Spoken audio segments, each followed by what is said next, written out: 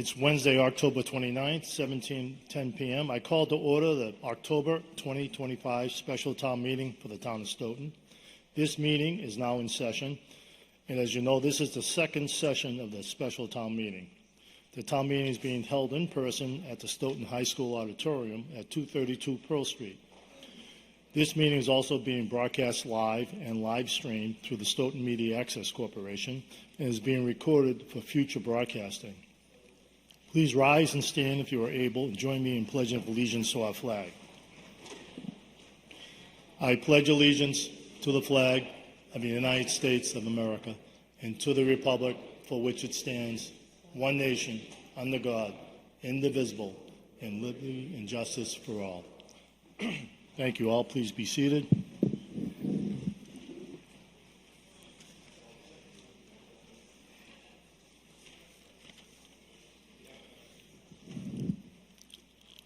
If you were here Monday evening and watching on TV or at home there, I introduce and welcome all our town officials. And again, we welcome all our town meeting reps this evening and also the residents at home and in the audience. And so let's get to the business at hand.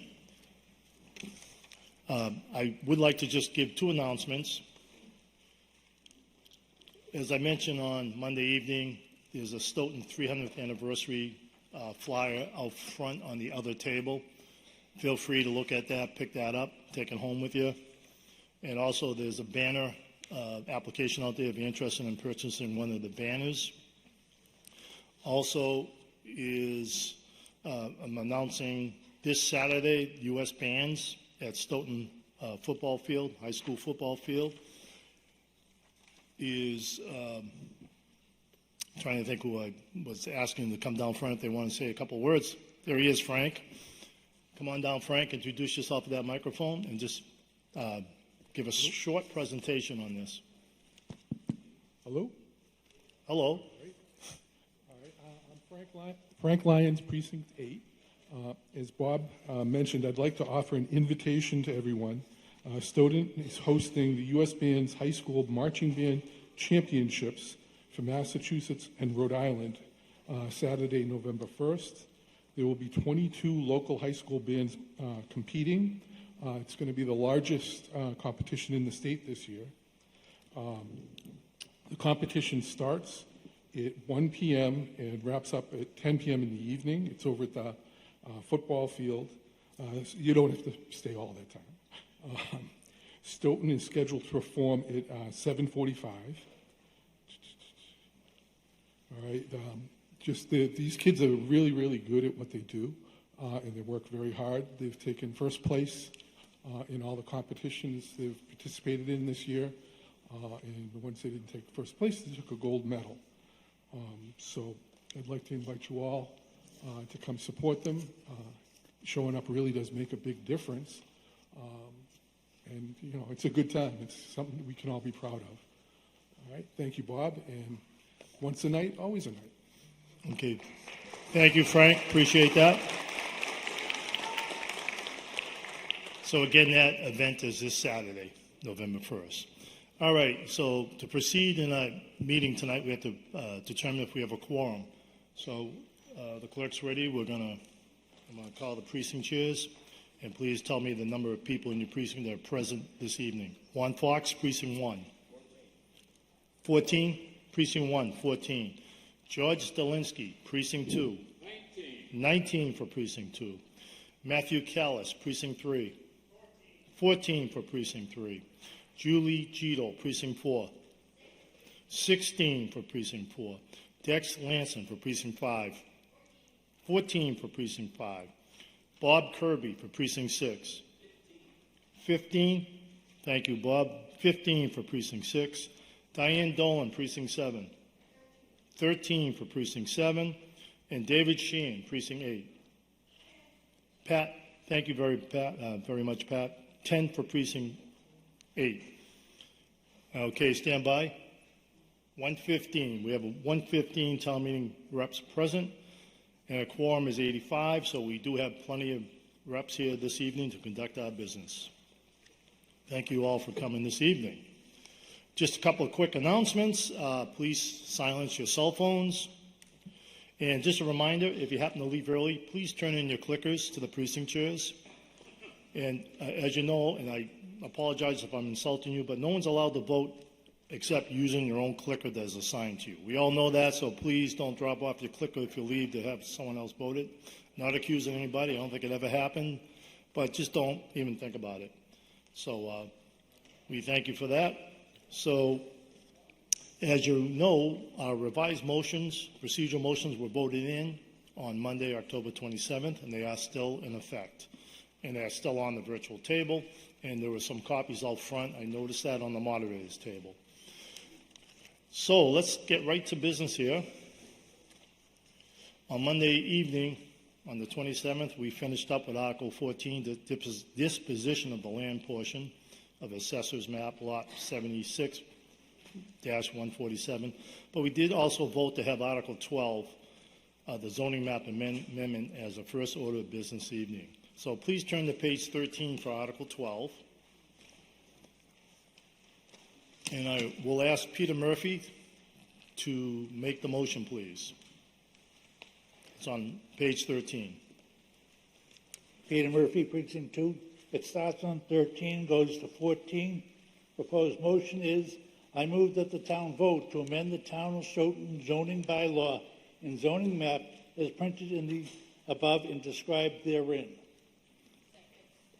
Second, okay, made by Peter Murphy, seconded by Carolyn Campbell. Thank you, Peter. Great job. We appreciate that. All right. For the presentation, we have Town Planner Bill Roth. Bill? Yep. Thank you, Mr. Chairman. Thank you, Mr. Moderator. This is a Is the microphone? Can you hear me? Microphone's working now. Okay, this is a continuation of our map cleanup that I promised for the last 2 years. We are still doing it. Up on Dykeman Way and Central Street, which is right before, in Avon where you turn for the IKEA. This is kind of locate where it is. There is an isolated area of industrial land, and as you know, most of those businesses are commercial and related. So what this map amendment does is rezone the industrial portion to general business. However, on Central Street, next to, there are 2 lots that are single family. So those 2 lots, right as you catch Avon, will be zoned the RB single family, that is the adjacent zoning, which will make those houses comply because they're currently zoned industrial. Then the other thing that we're looking at doing along Peters Drive, there are 2 residences at 59 and 51. The back portion and portions of their lot are zoned industrial. We're actually going to rezone them to the residential, what the front half of their lots are. And then the one thing we're doing is we're drawing the line straight across the parcel at 120 Central Street. There's a long parcel that's zoned industrial. That's really not usable. We don't want to have a, 70 or 80 foot industrial strip behind those houses. So we've brought that line up to make sure that it is not zoned industrial, so you can't use it for any industrial purposes because it's really, surrounded by residential. The other thing that we did is across the street is zoned general business. It's the Noria gas station, and I think the church bought 10. As you see, a portion of their property is zoned residential. We're just moving the general business line back to the property line so that their entire lot is general business, like the back parking lot, portion of the parking lot is zoned residential. So, and I'm here to answer any questions. Okay, thank you very much, Bill. Okay, time for technical questions. Please rise, state your name and precinct number, and ask your 2 questions. 1 or 2. Antonio Souza, Precinct 3. Is it on? Yes. The only question I have, these property owners have been notified and have we received written consent to change the zoning from what it is to what's going to be? Yes, every property owner was given an individual notice. I wrote an individual notice describing what would be done to their property and what the ramifications would be, such as you have a currently zoned industrial, you have a house, it's non-conforming, this will make it conforming. You have a gas station, and it still can be considered allowed. So every owner was notified, and I believe several of the owners actually showed up to the public hearing.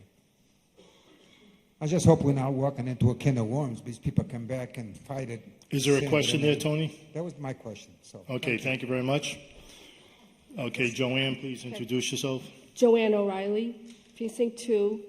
Through you, Mr. Moderator, will this change the tax rate of the people that own these properties? Will this change the tax rate? Increase their taxes or decrease their taxes because it's going to be under a different zone? Zoning and taxes are two separate things. Yes. You are taxed on your use. If you have a non-conforming business in a residential zone, you're still taxed as a business. So zoning does not affect taxes. You are taxed on the physical use of your property. Okay, So it thanks. does not affect their taxes Okay, because thank- their physical use stays the same. Okay, thank you. Okay, thank you both. Anybody else with technical questions? Jonna, please identify yourself, please. John, can you hear me? No, not yet. Go ahead, keep talking. Takes a moment. John Rosenblatt, Precinct 7. Can we turn up that microphone a little bit?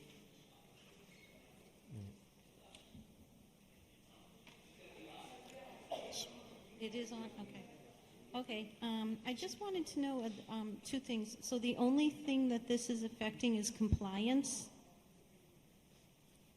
If I believe I heard you say the only thing is affecting compliance, Is compliance, yeah. Well- So you're just trying to make them compliant? Is that the only reason why this is being done? what the planning board and myself have done is we've looked at the zoning map, and there are these isolated areas of zones that are not consistent with existing use, existing land use patterns, and they've been here for a long time. And what we have gone through and is to look at changing these to the zone to make them more compliant. So the answer is yes, this is just solely for the matter of making them compliant? It's Okay. to make them more compliant and less non-conforming, yes. Okay, and then the other thing is, are the businesses, have they all been forewarned about this? Or no, just the residential people? Could you please repeat that a little louder? Have the businesses been informed of this change, or just the residential people? Every single property owner got a personal letter from me describing the zoning and the effect on their property. Okay, thanks. Okay, thank you both. Anybody else with technical questions? Seeing none, let's move on. Pro and con debate. Anybody for pro and con debate? Mr. Murphy, come on down and identify yourself, please. Peter Murphy, 60 Peters Drive, Precinct 2. On the section that touches Peters Drive, that's directly across the street from my house. And just for the record, I talked to both owners and discussed this with them, and they're very understanding, and they said, yeah, okay. They got the letter from Bill, and they understood it, and so there was no issues as far as that goes. Getting back to the industrial overhanging onto Peters Drive section, that's a residential area. Those houses were built back in, I believe it was 74 or something like that. The zoning has never been brought up to date. And to that, Bill has been bringing these up and cleaning up the map. For that, thank you. Okay, thank you, Mr. Murphy. Anybody else pro and con debate? Seeing none, let me just check with town council for the quantum of votes. 2/3 required for this vote. Are we ready? Just one moment.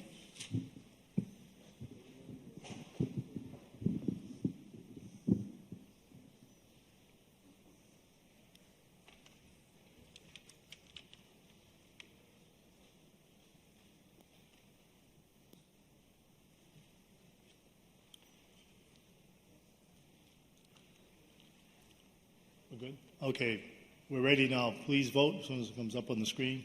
1, 2, or 3, two-thirds required.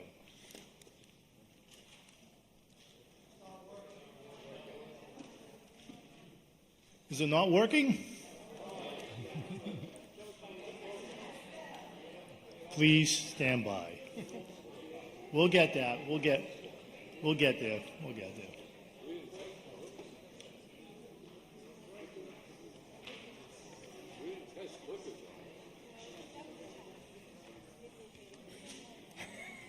Thanks. You are one. I'm sorry. We're going to try this one more time. I'm sure we'll get it this time. Okay, we ready to vote? Okay, we're good. Please vote now. 1, 2, or 3. We just wanted to see if everybody was paying attention, that's all.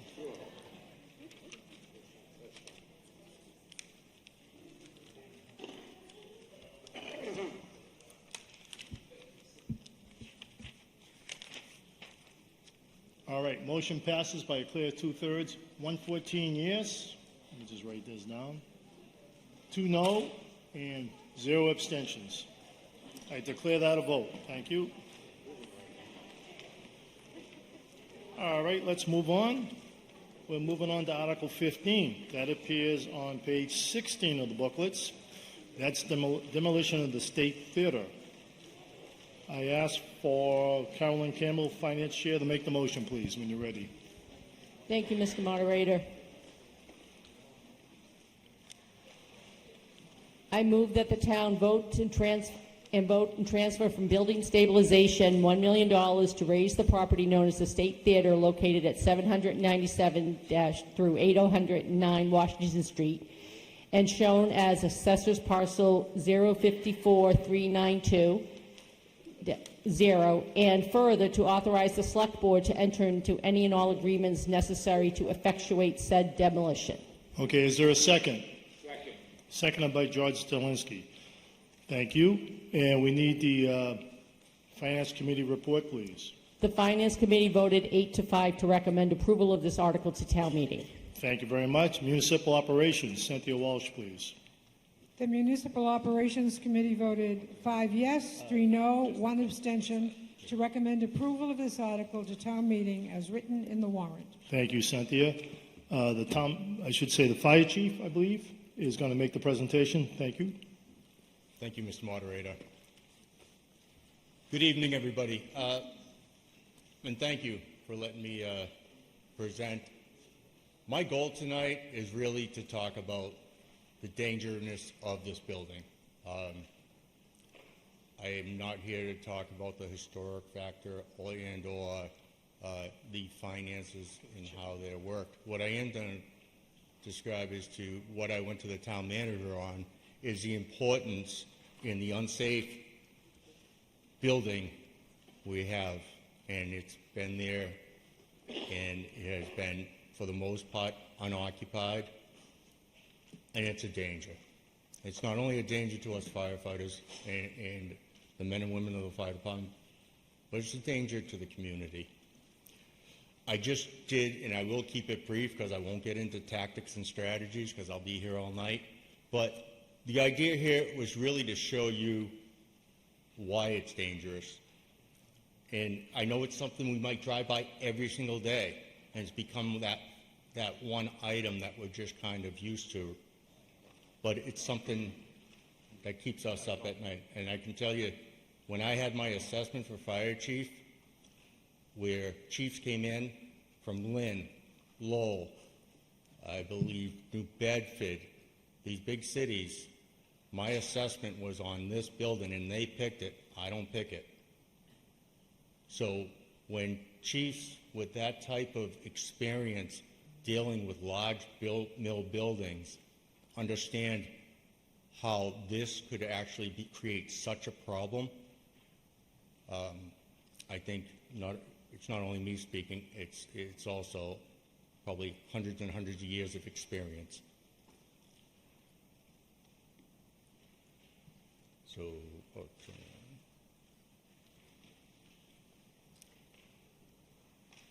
So, as we know, I say a 3-story building, but this vacant three-story theater is really a ticking fire hazard, and it has been for a very long time, from the day, it was no longer being used as the cinema pub. It's attached to multiple occupied buildings.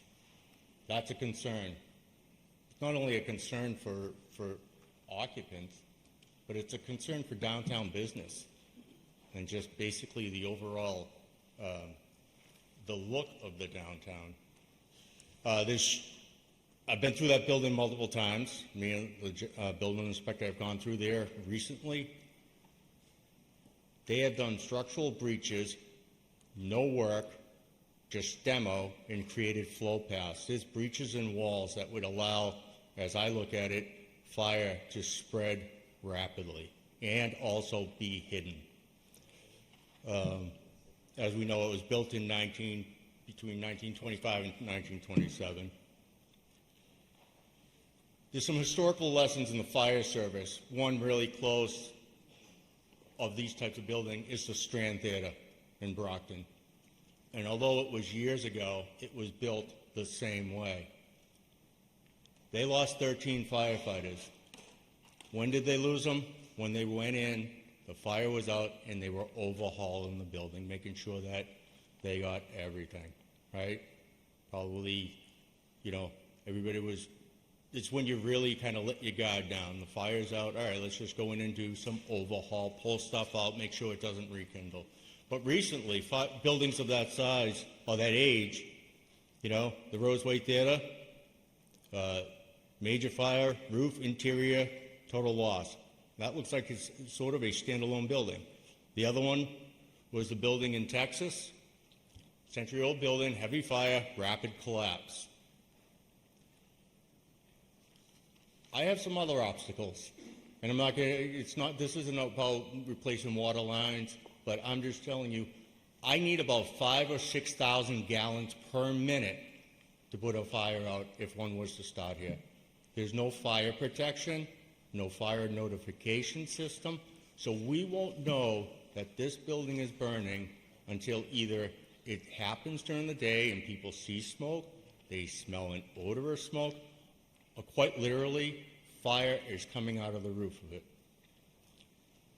I'm concerned because that Railroad Ave, that 6 Park Street, those were installed in 1922. So even though they were 6-inch mains and 8-inch mains now, you're probably half that diameter. So I'm not getting the water I need. The best one is probably a 780 wash, which was put in 1970. I'm hoping to get 3,000 gallons a minute out of it. Walking around the building, these are pictures I took. Again, no early detection system. Shared cock lofts, party walls. That means it attaches to other buildings. Fire happens, it is spreading. It is spreading. We will be lucky to stop it at maybe Wyman Street. And I say that because the apartments right out back from it are so close to that building. Life safety first, then preservation of property. We have, if we're lucky, we have 11. If the ambulance don't, we have 11 showing up on the scene. That's going to life safety. Age and roof, long span elements, they increase early collapse risk. Tight access, limit of my aerial placement down Wyman Street, maybe in the PNC. We've been pre-planning this for a long time. Let me go back. Just some of the pictures, we have some really severe issues of entry. That's a steel door on the railroad side, what we call the B side of the building. There's no handles. There's no access. So we're either cutting that door, which really going to delay our access. And not that we would go into that building, right? We would always say, oh, we're not going to enter that building. Oh, why did somebody go in an abandoned building? That's all well and good. And let me just take a pause for a moment because this is important. We never were going to go into Rock Realty until we showed up one evening and kids were outside and there was smoke coming out of that building and they said 2 of their friends were inside. 15-year-old kids. You will not stop one of my firefighters from attempting to go in and make a grab or a rescue. That's what I worry about. I don't worry about the fire coming out of the roof. I really don't. I see the fire, we kind of know what's going on, we surround and drown, right? We get around it, try to stop it when we can. My concern is we show up, there's kids waiting outside, said my friends are in there, we're just kind of joking around, messing around in there, and, fire started. Men and women of the department take a look in there, try to get it. They see light smoke in the ceiling area. All right, we're going to go in, we're going to do a right-hand search, we're going to look for these kids. The problem is, just like Victor Melindi, light smoke condition, walking around upstairs, and then that fire breaches and it flashes. Now we got a whole different issue, right? So I always like to say, we never say we'll go in that building until we get there, size it up, and now you have little kids saying, or kids saying, my friends are in there, and we don't know where they are. As you can see, this building is coming down on its own. As I walked around and I see that's sort of up on that B side, as I said, Railroad Ave, that's a closer image. That concrete patch over, there's the bricks are spalling, you're missing mortar. That building's coming down. Our goal is to take it down safe and under control, right? That's a 60-foot building possibly, right? I need 1.5 times that up for a collapse zone, which is 150 feet. Every building around that, including the one across the street on Railroad Ave, is in the collapse zone. People live there. People live on Wyman Street. I doubt Wyman Street's to our left, but these are the exposures in the adjacent buildings, right? 3 o'clock in the morning, that's my concern. The other thing, if you look real quick, and I don't know whether I was able to grab a picture, those cars that are parked up against, behind the apartments on Wyman Street, they're up against the building. There's vents that are built into that building, as you saw, right? If there's a car fire, if that car fire is going, the access to that, it's going into the building. Another concern. Excuse me, Chief, you have about 30 seconds. All right, 30 seconds, I'll wrap it up. Thank you. It's real. It's real. This is AI, but it's real. It's a real concern. But I wanted to show you, it is a problem. I just ask for your support. I do not want to get into the politics of it. That is up for you. You guys have been, understandingly given the ability to go whatever way you want to go. I just wanted to show you the dangerousness of it, and I thank you.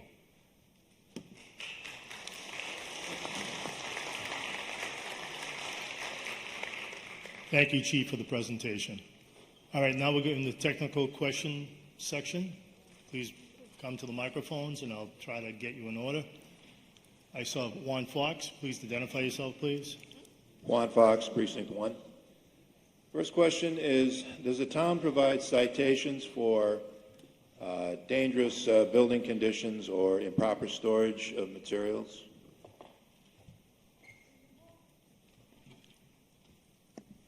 That was a question? Okay, let's see if we get an answer for that. Does the town give out citations for unsafe conditions in homes and improper storage of materials? So it's funny, in my search, because I know this, I have a folder full of, especially after the law passed for the sprinklers, of multiple mailings, letters, not only from the fire department, but even from DFS, and the owners chose never to come and appeal, because we wanted it sprinkled, right? It needs to be sprinkled. I mean, it's real, it's what's going to actually give us a chance. Citations, as the building inspector may understand, and we've been both working hard at it, it's getting these owners they're started moving. This is the only real movement I've seen, is the actual, possibility of taking it down and taking. It's just like the hole across the hole in the center, which came from the Chengdu fire, right? It wasn't until you're actually going to affect their pockets. But we've had DFS code enforcement, but there's real no teeth to it. And I think even the town attorney can tell you it's very, very, very, very difficult and long to get any movement in those. We have sent them. They just go nowhere. We never hear back. It's unfortunate. And there's no real business we can close down because nobody's going in there. Okay, I'm assuming that was a yes to my question. And with that, how many citations have been given to this owner? We've given them 3 citations. Citations with fines associated with it? Did you say fine? Do you want to come up? Yeah, so but the building inspector and I work as authorities having jurisdiction. So I work the fire codes and he works the building codes. Jack Erickson, your building commissioner. So, yeah, we've given him 3 letters. Each one was a threat that he would be fined. The problem we find is that when we just fine people, they just don't pay it. And 9 times out of 10, when we finally get to court, the judge waives the fines. So we're trying to say, well, since Tom wrote his letter, he's been moving. So we can threaten with fines, but we don't. It's the last thing we can do. Okay, so the answer is no? Let him. Juan, I appreciate you trying to get to the answer, but sure. Mr. Winter, did you want to weigh in? With your permission, Mr. Moderator, just to add to the timeline a little bit, there are a number of statutory processes. The fire code and the building code are 2 of those. There's also a process under Chapter 139, which is the nuisance process.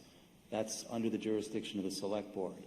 The Select Board noticed and held a public hearing on September 9th and provided an opportunity for the property owner to come and speak to the board and dispute any and all allegations about the condition of the property.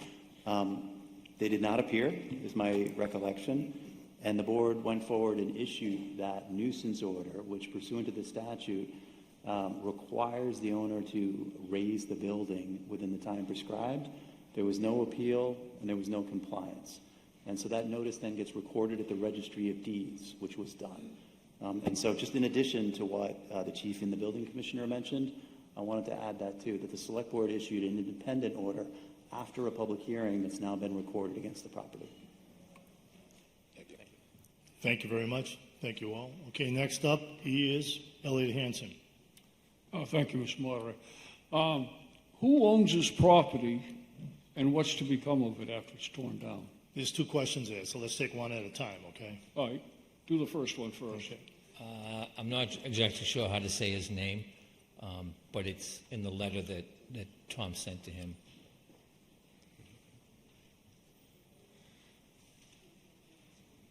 If I could pronounce his name, I still wouldn't. I don't think I should say that publicly. He's a gentleman who resides in Milton. He's owned the building for well over a decade. He's received multiple letters, certified receipt requested. They sign off on them and don't respond. He has no interest in the building. It was only when we sent him the letter of condemnation that he responded that he would rather take the building down than us, which we would prefer as well. But if we don't keep the leverage in place, if this body votes no, I assure you he will stop again and we'll be here a year from now if it hasn't already burned down. Thank you very much. And the second question was, what happens to the property afterwards? Is that guy still the owner, maybe? That doesn't count. There's 2 questions. If Bill is still here, he can speak to it, but I know Mark can't. It's in the downtown zoning district, so there's a multiple things that can be done by right. So there are developers who are interested, should the building be knocked down. They're not interested in knocking it down. They're hoping he will knock it down. But it will not remain a parking lot. It's a valuable piece of downtown property with a lot of opportunities that they can do per right. And if you want more detail, I'm sure Mark can speak to that zoning district. Good enough, the thing's got to go. Okay, thank you both. Next up is Noah. Could you identify yourself, please? Yep, Noah Beta Haron, Precinct 6. I was just wondering, for you, Mr. Moderator, if somebody could explain to the body what was explained to us at Municipal Operations regarding the use of a lien on this property to get our money paid back to us if we end up footing the bill for the demo. Do we want to have town council respond to that, or Biz? Biz, okay. Mr. Moderator, Elizabeth Selesky, Finance Director for the Town of Stoughton. In response to the member's question, any money that the town spends to demolish this building becomes a lien against the building. And what happens is they have 90 days to pay the town back the money that we spent to demolish the building. If they do not, then it becomes a claim against the deed itself. So let's say we have $1 million that we invest in taking this dangerous property down. We put a lien on the property for that $1 million, and the interest that would be added to this bill through tax assessing process would be at a 6% on the demolition charges and costs until placed on the real estate tax bill. Once it does become part of the regular real estate tax bill, anything that remains unpaid gets taxed at 14%. There is a mechanism for the town to recoup its funds. If the property owner walks away, then it becomes foreclosure and the town will take over the property. Did that answer your question? It does. Thank you very much. I have a second question, which is, in the case that the town does end up having to foreclose on the property, I'm pretty sure I know the answer to this question, but I do want to verify. Would you say that the property itself, the land that we would end up with accidentally, is worth $1 million or more?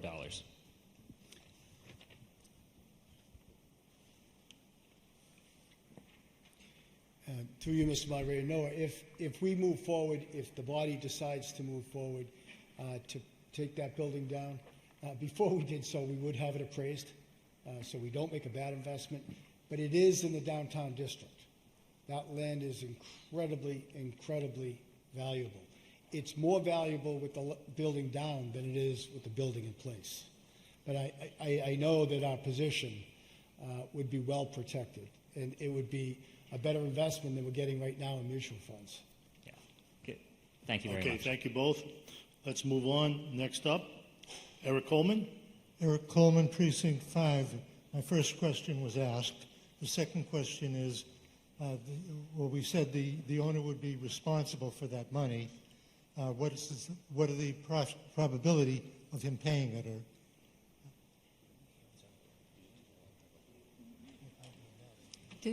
There is always a probability of a taxpayer not paying the bills.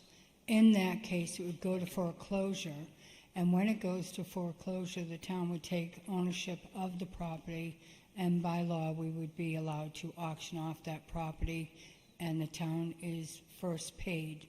Municipality has first right of lien. so in effect, this would cost us nothing.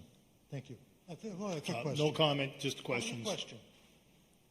So You have a second question, This would Eric? cost us nothing if we approved of it. Yeah, I'm sorry. Say that one more time, In Eric. effect, would this cost, in total, would this cost us nothing if we were to demolish it and get the land? I was in the demolition business for 2 decades. I can assure you we'll have a net positive gain if we're forced into that position. If that's your question. I think it was. Thank you both. All right, next up, Mr. Wilkinson. Please identify yourself. Steve Wilkinson, Precinct 4. I understand there's an organization that's been working for a long time to try to bring this property back and make it a source of pride and revenue for the downtown area. And I wonder, are we going to hear from them before we make this decision? Unless, I don't believe there are town meeting reps. If one of the town meeting reps belong to that group, that's fine, but If they don't, it'll be after the town meeting reps speak. Okay? Is that fair enough? Yeah. I think that's the fair process. Okay, but do you have a question? Another Nope, question? that was the only one. Thank you. Thank you very much. Next up, John Anzavino. John Anzavino, Precinct 4. 2 questions. That's what I'm allowed. This article says that even though it identifies the property as the State Theater, but it gives the property as 797 to 809 Washington Street. That's more than just the theater. That's, I believe, the property that this individual owns, that half a block. So that's my question is, how do you give this address if that's not just the theater? I don't know. Can we get an answer to that? Ryan, do you have an answer to that? So for a town meeting article and the motion, as well as all the enforcement orders that have come to date, it's identified in multiple ways. So it's identified, as you just addressed, by the property addresses, property standing in the name of the owner, because we want the lien to attach to any property in the name of the owner. It's also identified, by the parcel number, and that comes directly from the assessor's records, which are the property ID code as well as the map and parcel number for the property, and then it's identified by title, the State Theater. And the point of identifying it in triple redundancy is to remove any ambiguity so that there's no question on the record, because all of these things get recorded at the registry and we don't want to have a problem there. So that's why we identify it in multiple different ways. All right. My next question is, you're asking for $1 million to demolish, I assume, just the theater part of this property. The assessor's office has this valued at $813,000 for the whole property, 797,809. So the question would be, how do you lien a property for more than what it's assessed at, or is the assessor just under-assessing our buildings?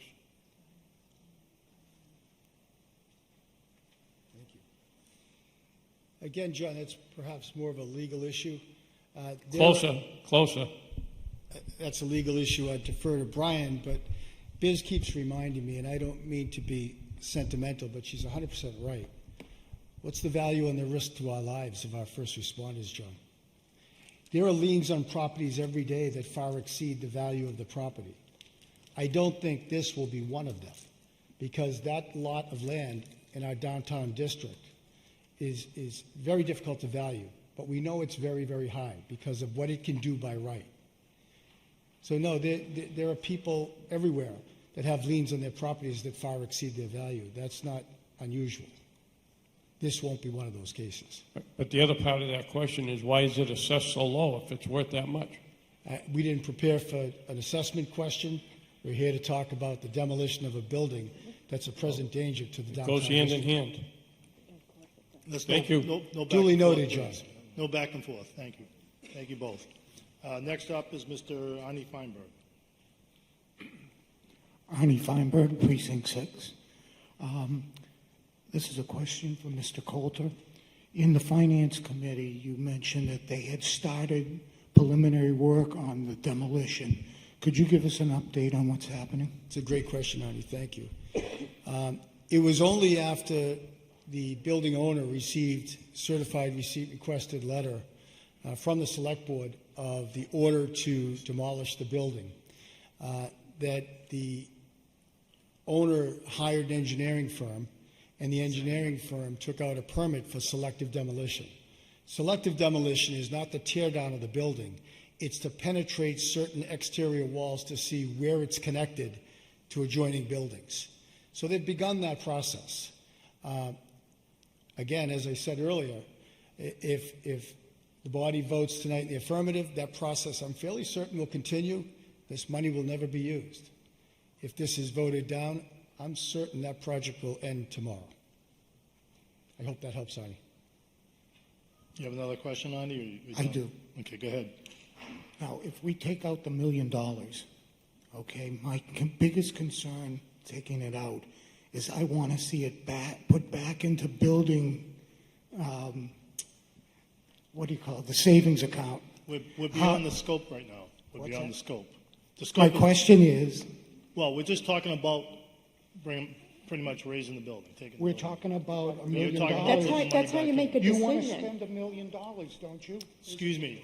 What's your Mi- question? Mr. Then I'll rule Moderator, on. Okay. if I may answer the question for the... Well, what's his question? Let me hear it one more time, please. His question is whether or not, if we do not use the money, will it go back to the fund of which it was taken out of? And the answer would be yes. Okay, you got your answer. Ask and answer. Thank you very much. Thank you both. All right, next up, I have Mr. Richard Terry. Richard Terry, Precinct 8. I have 2 questions, and my first question is to our fire chief and our building commissioner. If the materials that are being stored there were removed and the areas that have openings that, Chief, you mentioned as pathways, if that material was moved and those pathways were closed up, would that be considered a safe building? So my answer would be no. I only recognized those when I was in there. As I showed, and I hope to have shown in some of the pictures, was that building is coming down. It's just coming down at a very slow rate, obviously. I would also say that again, just like Rock Realty, that's the Taj Estate, so I think they changed their name now. The Rock Realty was a building that was empty. Kids were in there at a rave party and had their own fire going in a barrel that created that whole problem. So, listen, you could try as hard as you can to secure that building. There was those vents on the side for natural airflow. The cars are parked up against it. There are a lot of different factors I went around. It was more revealing than that. The problem is there's no notification. There's no fire alarm notification in there. All the wires are pulled out. They're just hanging. There's obviously no sprinkler system in there. And, even a fire at Avocados in the kitchen, it's going to extend in there. I used to work at O'Donoghue's. Downstairs, the basement's connected, right? And that Cinema Pub comes right up adjacent to it. So, the concerns are the concerns. Patching the holes, I'm just telling you that's just going to create more intense, a quicker moving fire, but it doesn't really secure the building. Thank you, though. I appreciate that question. My second question, it refers to the notice that was sent out on September 9th to the building owner. And in the first it was September 9th. In the first paragraph says, please be advised that the Select Board conducted a hearing pursuant to regarding 797 Washington Street. The theater, I believe, is on 807 or 809. So my question, perhaps, to our legal counsel is, was that public hearing correct? Sure, Town Council.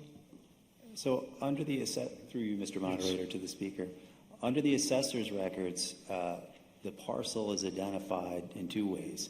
Parcel 54-392 and parcel 797 to 809. So the legal description is actually unified, even though the street addresses are different. And for the purposes of the statute and the registry of deeds, we have to use the legal references. And so it's all inclusive under those categories.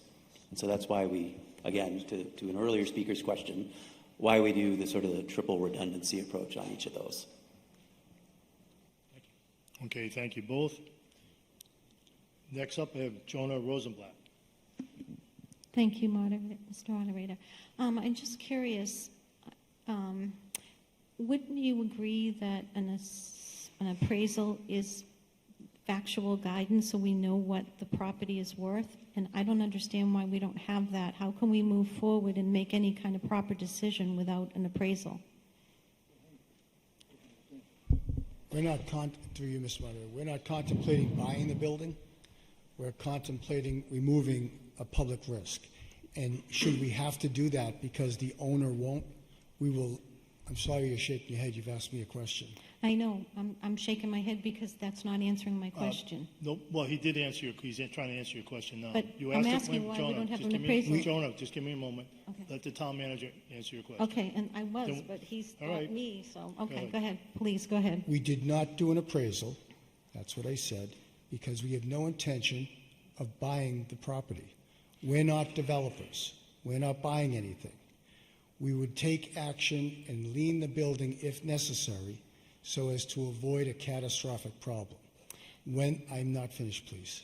Right, When the I property understand. is, when the project is complete, whether the gentleman does it himself or whether we do it, the lien will stand as our security plus interest so that we will be paid the full principal plus interest, and we can lien more than just that site, as council pointed out. There's plenty of value there. There's no need to do an appraisal when we don't plan to buy it. Okay, but an appraisal does give us a definitive guideline as to what something's You worth, have a question right? there, Jonah? Jonah? Right, thank you. Yes, Okay, that I'm was just, my question, and he answered yes, so I'm okay, good. asked and Thanks. answered, you good? Thank you very much. All right, next up is Lisa Lyons. Yep, hi, Lisa Lyons, Precinct 2. So my question's probably going to be a legal question. As the motion is written, I'm also very concerned about the lien and that the taxpayers get this money back should it be approved. So I'm just concerned, why doesn't this motion have the language in it, written words, assuring the taxpayers and the town meeting reps here that the town would in fact have a lien and that it would go back to the stabilization fund? Why is that not part of the motion? May I, Mr. Moderator? Sure, Mr. Town Council, go Through right you to the ahead. speaker, it doesn't need to be part of the motion because it's state law. And under Chapter 139, Section 3A, we have that right, we have that jurisdiction, we have that legal authority. It doesn't need to be approved by this body because it's already state law. Okay, thank you. Thank you. All right, next up is, I have Peter Banis. Thank you. Peter Banis, Precinct 2. First question, has the property owner paid his taxes, his recent taxes? Yes, he has. He has, okay.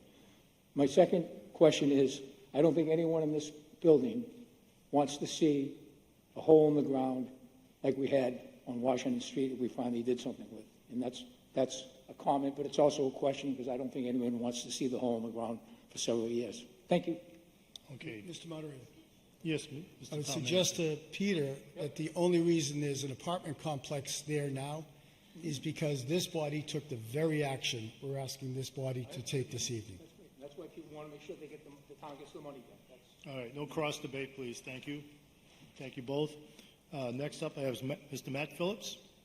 Matt Phillips, Precinct 2. So I have a question, and the fire chief touched upon it earlier. So as we all know, that building touches multiple other buildings. Now, those other buildings also have businesses running inside of those buildings right now. So whether it falls down on its own or we approve for you guys to bring it down, what does it affect to those businesses trying to run a business right now when it's already so tough to do so? Right. Again, Matt, thank you for the question. I think I looked at it from a fire or collapse type safety approach. Although it's attached, I'm sure as they're breaching and kind of looking what they need to do if they were to demo it, they take it down in a controlled manner, probably kind of plywood up those sides. It does encroach on those. The fire, there's no control at that point, right? We're going to have to do, if I'm hoping we get there in time, and if we're going to do a trench cut before it gets there, and hopefully the fire vents before that, but you've seen across the second floor along that, it's going to run. And again, I don't mean to talk to tactics and strategies, but my thought is that we can control a takedown, or whoever demos it can. A collapse, my concern is people having their businesses in that building coming down on them, and or a fire. We can't control where it's going to run.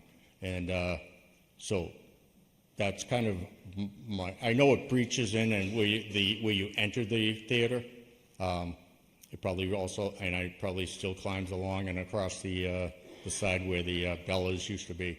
But my point being is that if we can just control it, then it's the safest for everybody. And it's not going to wipe out the businesses down there too, and that's who we're protecting, right? It's also, I know it's flight property, but it's also businesses. People worked hard and they pay that gentleman a lot of rent, you know, so they should be able to, you know, go on their business. If it's a day or two off for a demo, I think that's what we're trying to do here too. Okay, thank you. Yep. Okay, thank you both. Next up is Janice Schneider. Thank you, Mr. Moderator. Janice Schneider, Precinct 6.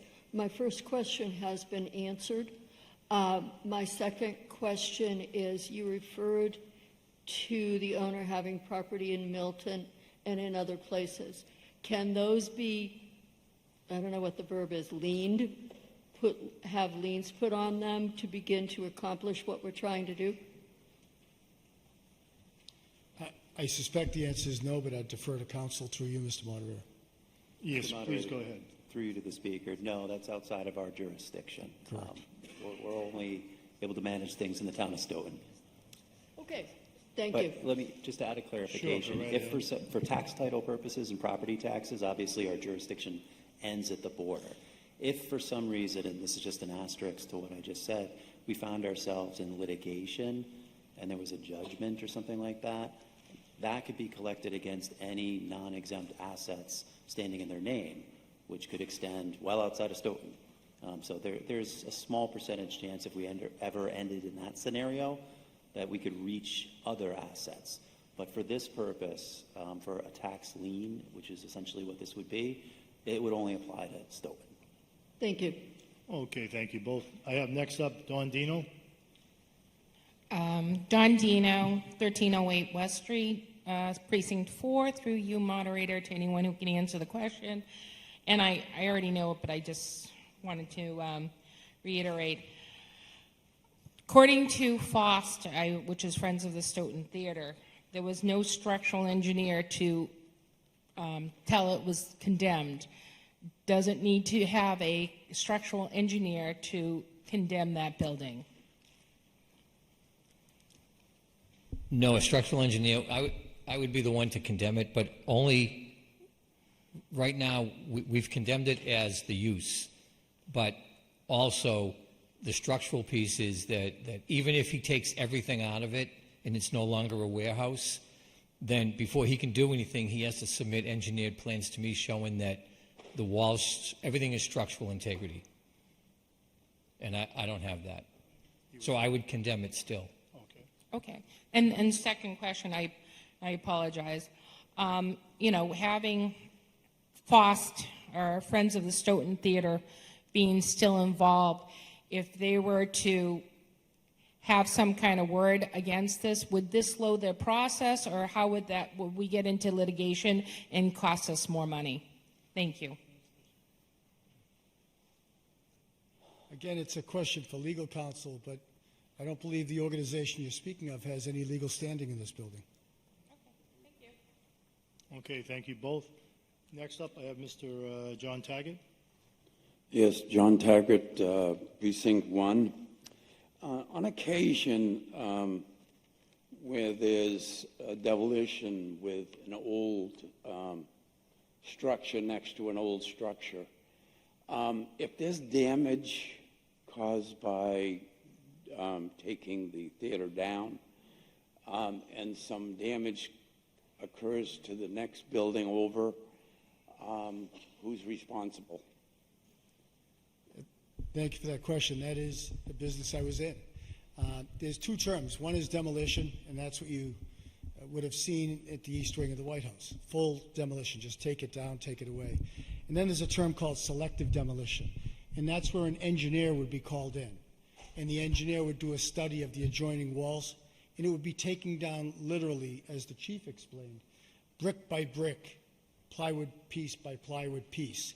It's taken down in small sections at a time. Now, when you hire a professional demolition contractor, they provide their insurance certificate, and they additionally name the owner of the property and the town if necessary. So we would be working off their insurance policy. Thank you. Thank you very much. Okay, thank you both. Next up is Michael Hardman. Mike Hardman, Precinct 8. My question is to the fire chief. I appreciate your expertise on this, and you know better than I do that fires don't operate on a timetable.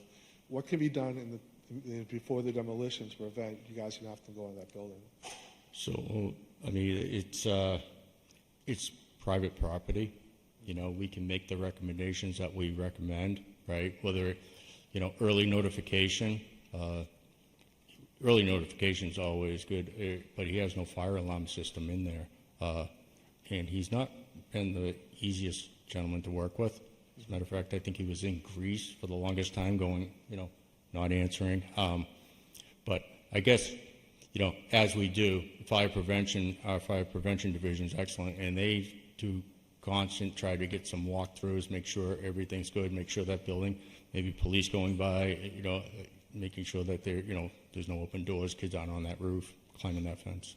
For example, could you move the cars away from the building? Well, I mean, I think ideally that was one of the concerns. My wife says I'm a little nuts, but I always look at things that way, right? Like what could happen, what could go bad. I mean, but I also think that's what this town pays me to do. And I would probably recommend not parking up against that building. They just had some construction done. They had the dumpster up against this building here, which was right underneath a vent in the building. If they threw a lithium-ion battery in there and then it took off whatever's in that dumpster, it's going to be a difficult one. So I'm going to actually talk to them. Unfortunately, the gentleman who owns this also owns a lot of those buildings on Wyman Street. So maybe, but the tenants are great. So, and we deal with them a lot. So maybe I can just suggest it to them. Okay, thank you. Okay. Okay, thank you both. Next up, sorry, I don't know your name. I apologize. It's Teddy Hansen-Dorr, Precinct 3. My question is for either the fire chief or the building commissioner. I'm not sure. Do you see any possibility of a repair, or is there any repair that would make this building able to be restored in any way? If you have enough money, you can do anything. I don't see it happening. Okay. I don't see anybody saying this is my investment and what I'm going to get back on it if I put that kind of money into it. You all set? Thank you. Okay, thank you both. Joseph Scardino, you're up next. Could someone hand him the microphone? Mr. Fox.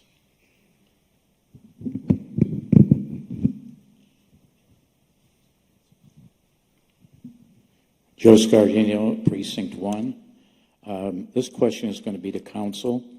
I understand that we adopted a statute that if you have any outside taxes, so my question is, you can't renew a license. A tenant in a building wouldn't be able to renew a license if the landlord owed tax dollars. Does a lien statute apply under that statute we adopted to prevent the selectmen from, for example, giving a common victualler license for Acapulco's? Go ahead. So through you, Mr. Hold on one second. Through you, Mr. Moderator, to Mr. Scardino. So I don't want to speak to any specifics that may actually come before the board in the future, but I'll speak in the abstract.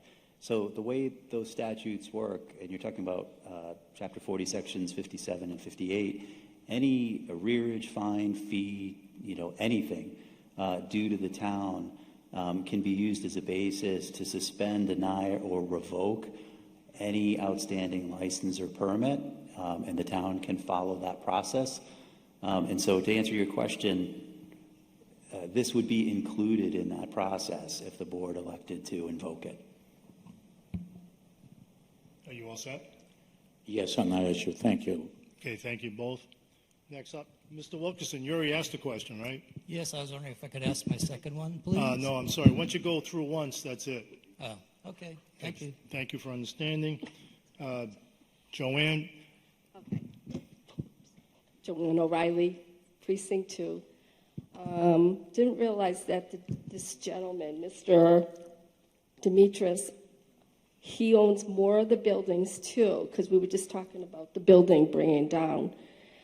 Is he paying is he paying taxes on, who pays the taxes? Is he paying the taxes, or are the people that own the companies, the restaurants and everything, who is actually paying the taxes? That's my question. Mr. Moderator? Yes, go ahead. He does pay the taxes on those 4 buildings. I'm sure they pay it through their rent, but he pays it through the town, and he is current. Thank you. Thank you. Okay, we heard from 21 people so far. Mr. Cohen, I think just Dave Laurie, please, give me a moment, please. You don't have to say anything or wave anything. After these 3 people standing, I'm going to call that for technical questions, okay? Because we've been here all night. We can keep going all night. But we got to get in the pro and con debate, and we have to vote on this up or down, one way or the other. We have other business to conduct this evening. Mr. Cohen, I think you're up next. Bob Cohen, Precinct 5. What the scariest thing about this, no fire protection. Is there a question there, sir? Otherwise, Yes, how did they get away with no fire protection in that building? There's laws for that, too. Thank you for that question, Mr. Cohen. Yeah, no, there isn't. The problem is it's not the cinema pub anymore. It's not the movie theater. So public going in and out, that is usually what will identify whether they actually have an active fire alarm system. When we go in there, we assume that there is one, right? There is one in the Avocados, because that's a restaurant that's inspected. If it's a building that's just abandoned, we don't go around every abandoned building to see if their fire alarms are working.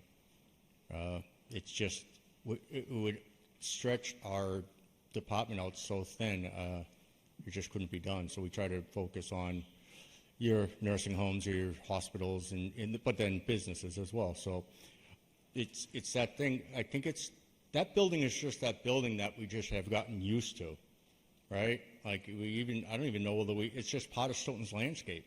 And I appreciate that. Hey, I saw Rocky that way. That's where me and my dad, but the idea is like, it has historic value, but I understand that nothing is happening. So again, the fire alarm system, there's nobody to actually speak to. This is the problem. So, when I went in there, we went in and we're like, there's no fire alarm system to even test. They cut the wires. They pulled them. So we can couple another fine on it, but as we do, we'll sit there and they'll sit there and just wait and wait and wait.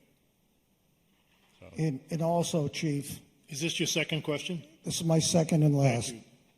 God forbid there's ever a fire in that building. How much damage would it do to the downtown business area? Well, in one part I didn't bring up, and it happened to be at a fire in Brockton, at that October fire, the embers were the size of football landing 2 blocks away. So that nice new building, apartment buildings all downtown, if we're not getting other companies to those roofs and actually extinguishing that, no fire protection will help, no sprinklers will help, because it will burn down. You don't have fire sprinklers that protect above it, right? So it is a concern. It would be a conflagration, and we would have some difficulties. Thank you, Mr. Moderator. Okay, you're welcome. Thank you both. Next up, I have Diane Dolan, and then we'll get to Mr. Laurie as the last one. Thank you. Going to make sure this is working, because it wasn't. Yes, the go other ahead, night. Diane. Just speak up nice and loud. Nice and loud. I don't know if, now There you it's go. working. Diane Dolan, Precinct 7. I applaud the chief for doing this, but my question is, if we pass this evening, how fast can we take it down?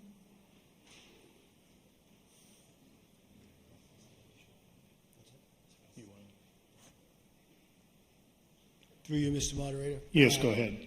If the gentleman remains active with his engineer and converts the selective demolition in a timely fashion, the selective demolition permit into a full demolition permit, then that's showing good faith, something he's never shown before, and I think the chief and the building commissioner would be somewhat patient. I think the board would defer to those professionals.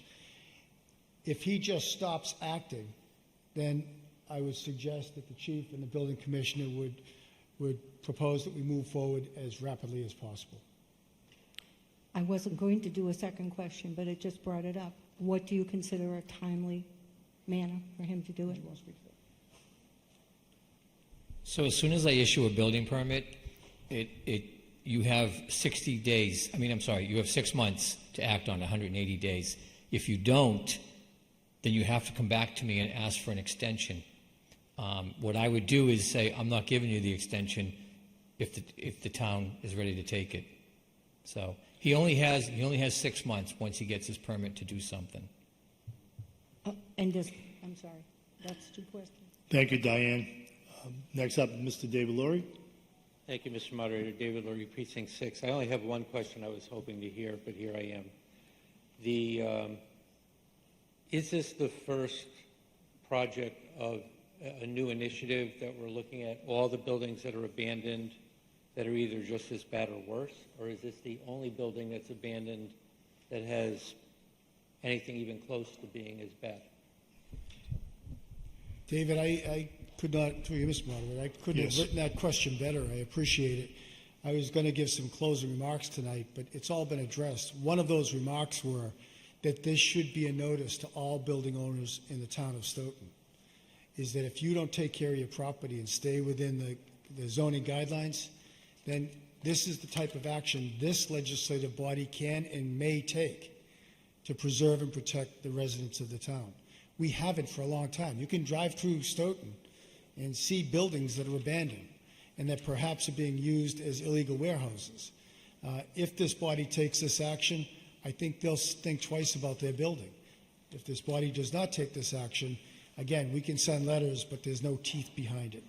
Thanks for asking that, David. Okay, thank you, Town Manager. All right, let's go into pro and con debate. Anybody from pro and con debate? Mr. Kirby. Robert Kirby, Precinct 6.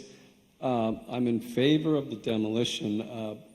Like many people, there's a certain nostalgic sympathy for the building. I had heard about some of the ambitions of the Friends of the Theater group, and certainly Mr. Stagnoni was working ardently to try to keep this project alive. A lot of time and money and blood, sweat, and tears went into it.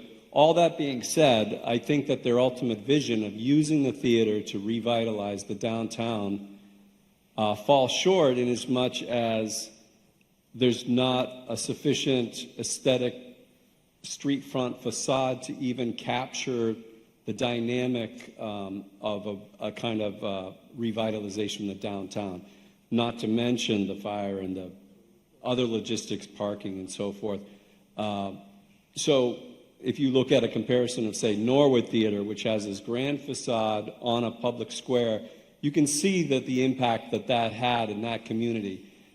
Any kind of analogous hope for Stoughton, I think, would be lost on just the dynamics of the storefront being so small in relation to the larger edifice behind. So anybody who's still hanging on to this notion that we might be able to resurrect it and return to these halcyon glory days of the downtown center, I think that we just need to let that go and let the time come for moving on, and I'm all in favor of demolition. All right, thank you for your comments. Moving on, Mr. Wilkerson. Steve Wilkinson, Precinct 4. I just think we need to realize that once this is gone, it's gone forever. And the chances that we'll have a theater in downtown Stoughton and what it could bring to downtown Stoughton is gone. I think this is a great move to try and get the owner to take responsibility for his building. And that's all I have to say. Thank you. Thank you for your comments. Next up is Don Dino. Good evening. Don Dino, 1308 West Street, Precinct 4. I am all favor of this. And the good thing is I see that this building is for sale up on LoopNet. So I believe that's pushing it forward. So hopefully the new buyer will do something wonderful. Thank you. Thank you for your comments. Next up, Ed DeFelice. Thank you, Mr. Moderator. How about we try to offer this gentleman an offer that he can't refuse. And an example might be that we give him a pretty good break on his taxes. And maybe that would be an offer that he would say, take it down. So I'm wondering, is there any way of doing something like, like we have the tips for bringing businesses in, so we give them a break. Maybe if we gave this guy a break, maybe it would be something he couldn't refuse. It might be worth checking that out. I got someone in the North End might help you. Thank you for your comments.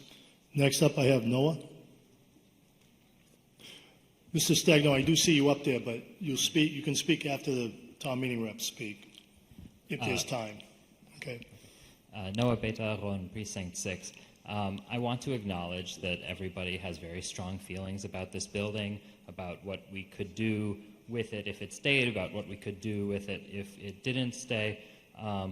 But we do have a lot to get to tonight, and with that, I would like to move the question. I'm sorry, what was that? You moved the question? I'm sorry. I moved the question, yes. All right. Who's seconding that for the record? Me.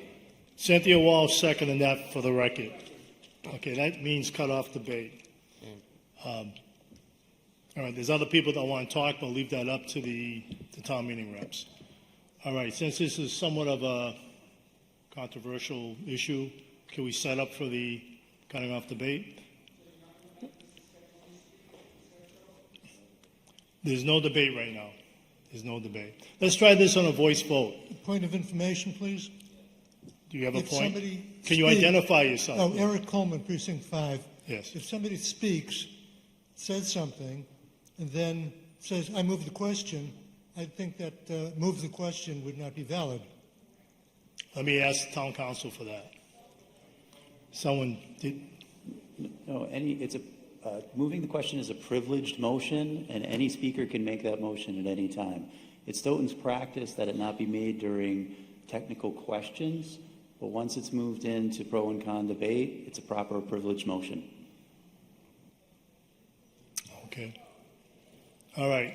So let me just refresh everybody's mind. The motion was made to cut off debate. It was seconded. Let's try this on a voice vote. All in favor of cutting off debate, please say aye. Aye. All opposed? No. I clearly heard 2/3. Anybody wants to challenge me on that? Okay, let's, is there 7? Please stand. I need 7 people. 1, 2, 3. John, are you standing for that? Yes. 3, 4, 5, 6, 7. Okay, we'll take we're going to do a clicker. Are we ready to go? We need 2/3. Please vote to cut off debate. 1, 2, or 3. The yes vote will cut it off. Yes vote will cut off debate. Yes, you're correct, Mr. Murphy.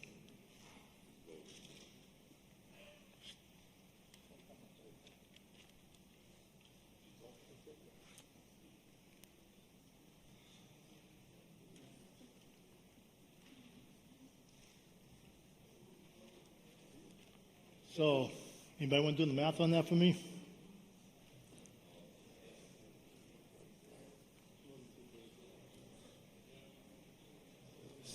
It's not 2/3, I don't think. Is that 2/3? Okay, motion fails. Not 2/3. We need a 2/3 majority. So we will continue debate, pro and con debate. All right, let me go back to my list. Cynthia Walsh, you're up on the list? Okay, we're going to move on. Michael Hodman? Michael Hardman, Precinct 8.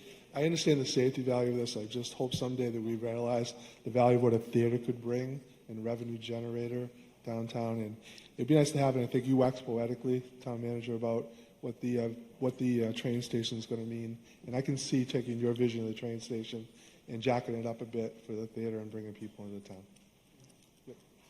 Okay, thank you for your comments. I have next up Jim Rush. Please identify yourself. Hi, James Rush, Precinct 4. I disclose I'm a 30-year member of the fire department like Chief Carroll, and I agree with what he says, the town manager and the building inspector, 100%. This is a dangerous building. It's an accident waiting to happen. I've served 30 years, as I said. For 4 years, I was captain of training and safety. One of the first things we did was pre-planned the movie theater. We went up on top. Where are the hydrants? What are we going to do? Where are we going to set up? The apartments, I was just at the apartments on Wyman Street with a lot of immigrants about another issue. And also the apartments on Railroad Ave. Then now I'm captain of fire prevention. I do inspections, plan review, building permits. I work with the building inspector a lot. I've been in and out of this building. There was a working fire alarm system. Mr. Cohen was asking before when it was a movie theater. Unfortunately, when you have a building, if you don't change occupancy, the worst word is grandfathered. You don't have to do anything different. And they never did. They closed the building, and then they had a very rudimentary system of a couple of wires across it. And what if there was a heat would break the wire, would trip the fire alarm system. Within the last year or so, those wires are gone. It became a storage facility. And I remember the last building inspector, Tom McGrath, got after Mr. Stagnon's organization for doing demo work. He had stopped them. Some didn't want anybody in there for their own safety. So I just want to say I'm 1,000% for this motion. I would love to see this gone before I retire for the safety of the people I work with and safety of the residents in that area. Thank you. Okay, thank you for your comments. Next up, Mr. Murphy. Peter Murphy, Precinct 6. To reiterate what the fire chief said about bodies, firemen that have been lost, that never go home to their families again. Their families have to live on their own. Not that the fire department doesn't take care of those bodies. Remember the Worcester Six. Those men went in, tried to save bodies that weren't there. They never went home. Thank you. Okay, thank you very much for your comments. Next up, Bob Cohn. Bob Cohn, Precinct 5. It's nice to ride into Stoughton and look at the theater with graffiti on the side of it. What a welcome sight. Beautiful theater. We compared Norwood. You can't compare Norwood. They have restaurants, many of them. They have plenty of parking. What do we have? Nothing. Great, great way. I'm a big fan of the Agunquit Playhouse up in Maine. I go there all the time. What an organization. 12 months a year. They're only open. They close in Portsmouth, New Hampshire with White Christmas. This place isn't even close to it. And the truth of it, you will not draw any business here. That place will be in bankrupt in 2 years. Believe me. Thank you very much. And vote yes to get rid of this dump. Just a moment, please.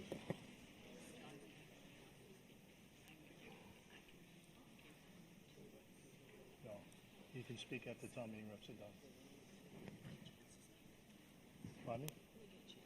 It depends if someone doesn't call a question. You know, just to be fair. Thank you for your indulgence. Mr. Larry Sauer. Larry Sauer, Precinct 2. Just want to say I love theater. We go as frequently as we can. Would have loved to have seen this project developed 10 or more years ago when it was first discussed, but nothing's happened. And I think we can't look at what the fire chief has said and say that we should not demolish this building. I think for the safety of the town, for the safety of our firefighters, we have to vote yes on this. Thank you. Okay, thank you for your comments. Next up is Armando Barbosa. Armando Barbosa, Precinct 4. Safety is number one, but I've noticed through the last several years that the Select Board has been using a stick to negotiate more than a carrot. I'd just like to encourage the Select Board to start using more of a carrot and partnerships to fix problems in the town of Stoughton. One of the other gentlemen did talk about negotiating and perhaps offering, making an offer that's hard for any businessman to refuse, and more of a carrot than a stick. And I recommend that the Select Board take that approach when dealing with residents and, of course, businesses. Thank you. Thank you very much for your comments. Next up, Elliot Hansen. Elliot Hansen, Precinct 1. Well, we're always talking about nostalgia, and I do remember going to that theater many years ago when they had newsreels and Pathé. However, let's not, when part of nostalgia is, I remember the Coconut Grove, reading about the Coconut Grove fire. Let's not build a Coconut Grove fireplace. Thank you very much for your comments. Just a moment, please. Janice, you're up next. Janice Esdale, Precinct 5. Just a quick comment. It's so sad to see this building go. Well, let's face it, it has to go. But we're leaving out a thought. There might be something much better that will replace it. I think there will be. Thank you. Thank you very much. Next up, Carolyn Campbell. Hello, Carolyn Campbell, Precinct 4. There's been a lot of talk on Facebook and whatever about we should be able to save the theater. There's, the dangers are overestimated. I would have loved to see the State Theater be renovated. However, I haven't seen any remotely feasible plan for that to happen in the next 6 months. You figure if it takes 6 months to go through the process, I figured it would give 6 months to see. There's no one owns the money. The only way the organizations that are interested in buying the property don't have the funds to it. They don't have, I believe the asking price is $4 million. They don't have anywhere near getting that money. They don't have any way of, I see, getting a mortgage for that money since they have no income into their nonprofit. I don't think we can, if there was a feasible plan that they could have, it would be one thing to consider. I don't think there is. To be honest, I would say the only way I could see that building being remotely renovated is if the town took it all by eminent domain, and I don't believe the town wants to go into that business. So, I believe we have to vote for it at this point. We need to, the safety is, the safety issues are far outweigh whatever nostalgia we would love to see with the building. Okay, thank you for your comments. The gentleman up here. Yep, Phil Connors, Precinct 2. I'd like to move the question. That cuts off debate again. Is there who seconded that? George Delinsky seconded that.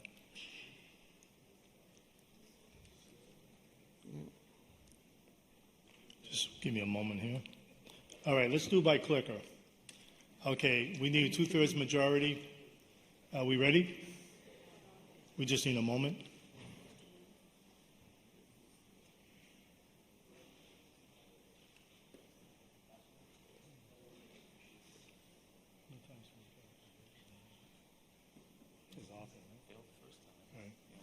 We ready? Okay, we're ready to vote. Needs 2/3 majority to cut off debate. Please vote 1, 2, or 3.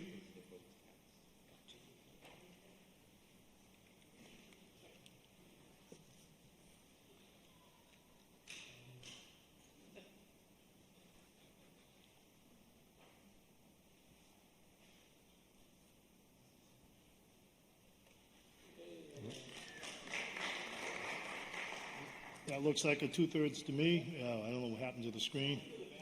93 yes, 28 no, 0 abstentions. Okay. So that cuts off debate. We have a summary by the town manager. Would you like a quick summary? No, thank you. Okay, thank you. All right, I believe we're ready to vote. This is a simple majority. Debate was cut off. The town meeting reps won to cut off debate. That means debate is cut off. That's what happens. It was up to the town meeting reps. You guys voted. That's what happens. Do you have a point of information? You have to rise to the microphone, sir, and state your purpose. Identify yourself and state your purpose. Bob Cohn, Precinct 5. Is a yes vote to deny them? What is the yes vote? Okay, the article is demolition of the State Theater. The yes vote. A yes vote is you approve the article. A no vote means you disagree with the article. A no on the article. And abstention means what that generally means, you abstain. Okay? Mr. Moderator. Okay. Are you rising to a point of order or something, sir? Greg Pokraka, Precinct 2, point of Yes. order. That gentleman was there at the beginning of the questions, and you pushed him to the back. I didn't And then push him to anything, Greg. The way it goes is town meeting reps come first. If they move the question, cut off the bait, that means cutting off the bait. Okay, is that your decision, or is that the way it always works? It's your decision. It's the town meeting rep's decision. Cutting off the bait means cutting off the bait. I can have clarification from town council if he disagrees with me.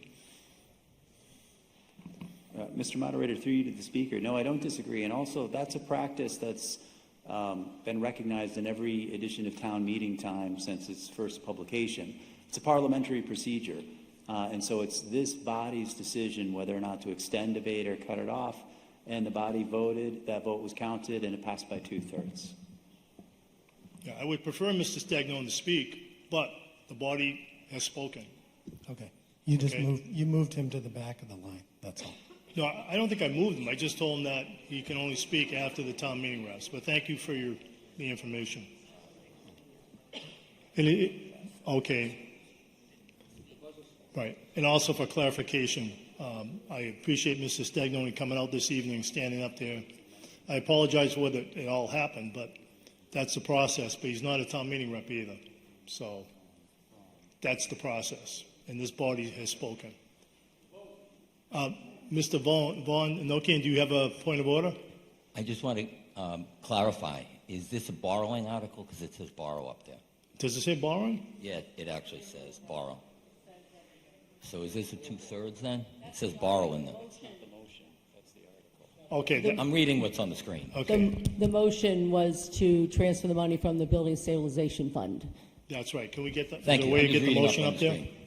Just thank you for that clarity. Thank you. We got the motion up there? Okay. The simple majority. Please vote now. 1, 2, or 3.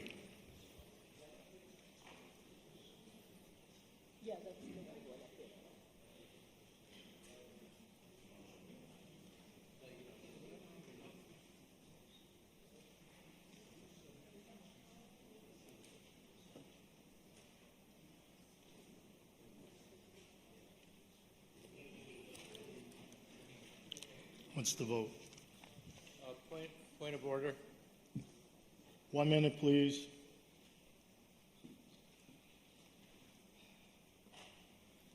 Let me just read the vote. Motion passes, 88 yes, 29 no, 4 abstention.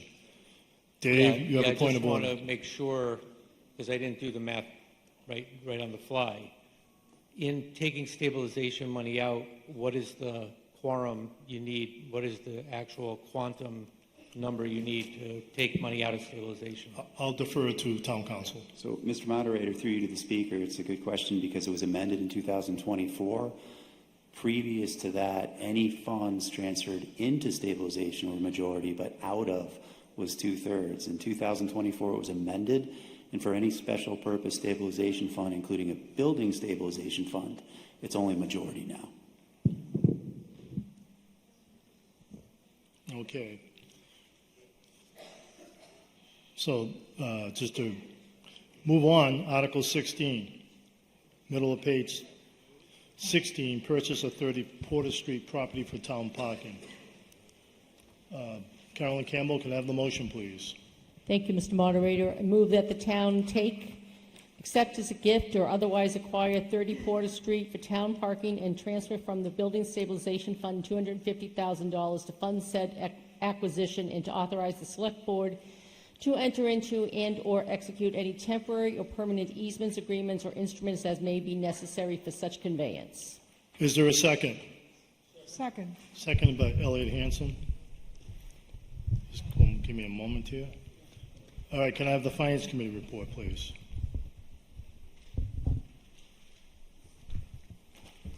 The Finance Committee voted 10-3 to recommend to town meeting approve this article so long as the purchase price does not exceed $250,000. Thank you. Municipal Operations, please. The Municipal Operations Committee voted 7-2 to refer Article 16 to town meeting as written in the warrant. Mr. Moderator, our reason was not printed in the book. May I recite it from memory? Yes, if you remember. You were also present. I don't remember. We voted to refer this because there was no money amount that could be mentioned at that time. Thank you, Cynthia, for that comment. All right. For the presentation, we have the town engineer, Mark Tisdale.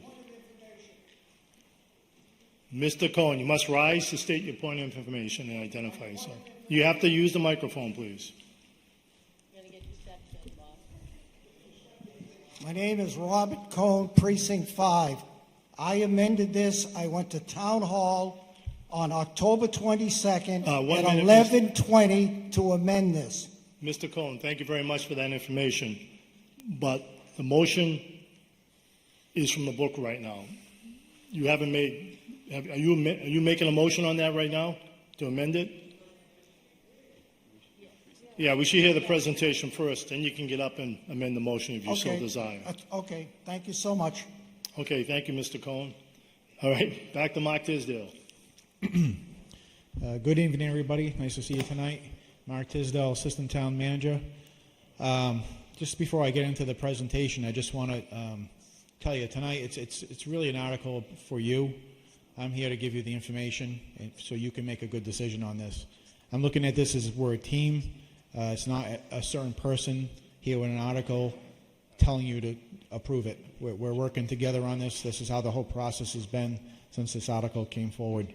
I'll get into the presentation now with some basic information. The property we're talking about is right next to Town Hall.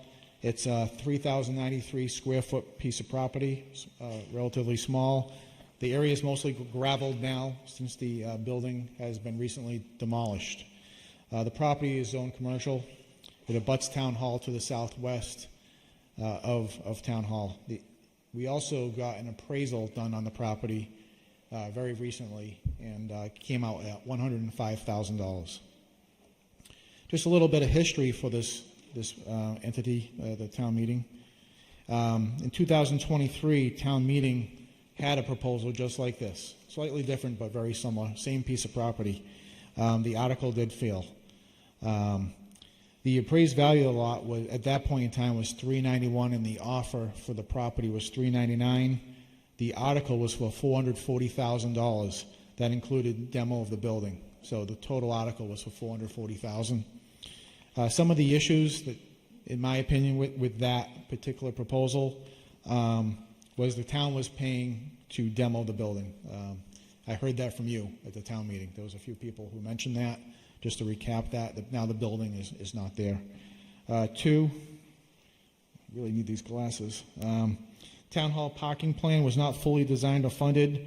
The exact number of spaces was estimated back then. Back then, we did not have the article you approved this year for $1.2 million for traffic improvements around Town Hall and landscape improvements. So we had a good conceptual level plan of how this would all blend in, but now we know exactly to the half an inch of how it blends in. Also, the use of the town parking spaces were unclear back then. We were saying there was a mixture of using it for a potential future police station or employee parking or town vehicles, and it was unclear. And I think with this proposal tonight, you'll see that's very clear. And then back then too, we also based we had an option of potentially having more parking spaces for the police station feasibility study that we did not complete back then, and we were guesstimating we would be 15 or 20 parking spaces short, but we didn't have the feasibility plan completed back then to verify that. Those were what I perceived as the issues with the article back then. Now I'm going to talk about the benefits of the article. So with this proposal, with the new parking plan, because we have everything fully surveyed out there, we get 18 new additional parking spaces if it's constructed at the time of the Town Hall project. There's 14 on the actual parcel. There's 2 handicap parking spaces on the Town Hall side. Because we're doing this, we're able to put two handicap spaces over there. There's one across the street, one on-street parking space. We also gain one additional interior parking space because the drive aisle is moving further down Porter Street, so you can envision another parking space inside Town Hall because we moved it. We are losing one parking space on the street because where the exit would be is where a parking space is currently. It's actually, in my opinion, an unsafe parking spot, but that's here or there. So we get an additional 18 parking spaces, and that's the truth that's drawn up. We we have the exact perimeter of the boundary to prove that. The plan in your backup information shows that. The parking spaces will be for town hall business only. So I will repeat that, for town hall business only. So if there's meetings, where there's 3 meetings going on at one time, many of you may have come to town hall during selectmen meetings or finance committee meetings, and there's a conservation meeting and a board of health meeting and all that's going on, and you're walking from a long distance to find a parking space. So this will be for town hall business only and during town hall business hours, which includes night meetings. On the off hours, on the weekends, when there's no meetings, things like that, yeah, we would allow abutting businesses to use the property, as long as it's not impacting our business. The town hall project, again, is fully funded and fully designed. I mentioned that before. Now we know exactly how this blends in. It definitely helps with traffic circulation around the building. As you can imagine, the drive aisles shifting over, so that it's going to flatten the drive aisle slope. Not that it was steep, but it will be less steep now, and the grading will be more efficient. The additional cost, because I know that's a question that could be answered, is now that we have the town hall project fully designed, we know that the contingency was very hefty and was good. I think we had like a 20% contingency. All the additional costs for this, which is not going to be a tremendous amount in relation to the town hall project, would be mostly paving and curb work, right? We're going to put curbing around the parking lot and pave it. That would be through in-kind services of our Public Works Department, and then also we would utilize the contingency in the town hall project. The building is demolished. Again, I already said that, but I'm going by my bullets here. The building is demolished. Again, that was an issue before, so we believe that issue goes away now. It's gone. Last, the value of the property. I'm not going to tell you that the number is correct or incorrect. I want to leave that up to you. We've had similar discussions with the Finance Committee. We know the appraised value is $105,000. Then there's, okay, it's more valuable to us than anybody else. But there's no equation that can tell you or calculate what that number is. If you had your piece of property with a landlocked piece of property in back of you, that property is more valuable to you than anybody else because there's no frontage. So, but there's nothing that tells you what that number is. What tells you what that number is all you. In the Finance Committee, we went through a similar process. So I'm not going to tell you the well, it's 250 right now, but I think there's going to be an amended motion for a little higher than that. I'm not going to tell you that number is the correct number. The Finance Committee believes 250,000 is the not to exceed number. Through their discussions, there were some numbers higher than that and some numbers lower than that.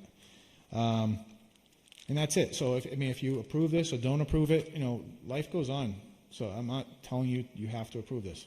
I'm telling you the benefits, and I want what it comes down to. I think everybody would agree with the benefits. It just comes down to the cost. Do you think that cost outweighs, underweighs the benefits, like the other way, I guess. So, and that's all I got. If you have any questions, I'd be happy to answer. Okay, thank you, Mark, for your presentation. All right, Mr. Cohen, did you want to, since you got up before, did you want to rise and make that amended motion? If you want me to read exactly what the Finance Committee said, the only difference is it's up to $295,000 taken out of this building stabilization fund. Yeah. First of all, Bob, the process is you should make the motion. Okay.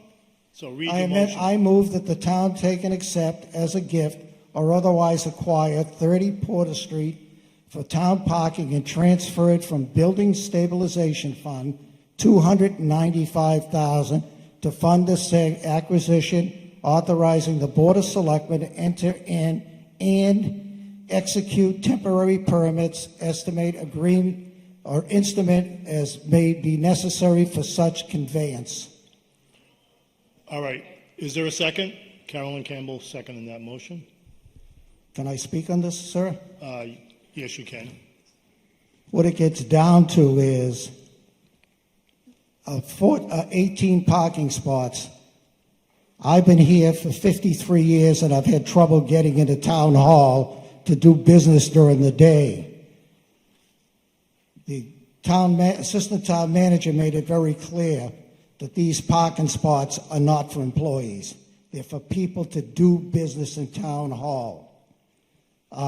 Usually, we usually do things. The gentleman put this all in order to do it right the first time instead of going back and when the finance committee come up with 250, they were still negotiating with the builder. And I'm sure he would agree they did come to a compromise on this. So what it comes down to is, how much do you want to pay to have some parking to go in and do business, or at least find a spot during meetings and stuff that we can have parking for the people of this town? Thank you very much. Okay, thank you. Okay, this is the period now. We have the amended motion on the screen. Carolyn Campbell? Yeah, I have a question and a request. Can I ask the question You have first? a point of inquiry? Yeah, point of Okay, inquiry. yes. Has there been, as the maker of the motion, amended motion just suggested, that there has been an agreement made with the owner of the property? Can we get that answered? Does anybody know that? Yes, that's a really good question, Carolyn. Very recently, we have an offer that we received from the owner for $295. They accept $295. Thank you. Could I accept the amended motion as a friendly amendment to my motion, the original motion, and then we don't have to debate whether or not to amend the motion? Can we do that, since the amended motion was already through you, Town Council? Mr. Moderator, you can have a second level amendment, and I know Ms. Campbell is suggesting that's a friendly amendment. Maybe we should hear it before we decide whether or not it should be a motion to amend the amendment or just friendly. No, I'm not asking a motion to amend the amendment. I was asking to accept, we have to vote on the amendment, No, I'm asking if we could, if I Oh, could I accept that as the original, as part of the original, in place of the original motion as a friendly amendment to my original motion. No, it's been made and seconded. It's on the Okay. floor, and we Thank should you. vote it. I misunderstood. Thank you, though. Okay. Now, this is questions on the amended motion that's on the screen. Okay? Everybody understand that? Who is up first?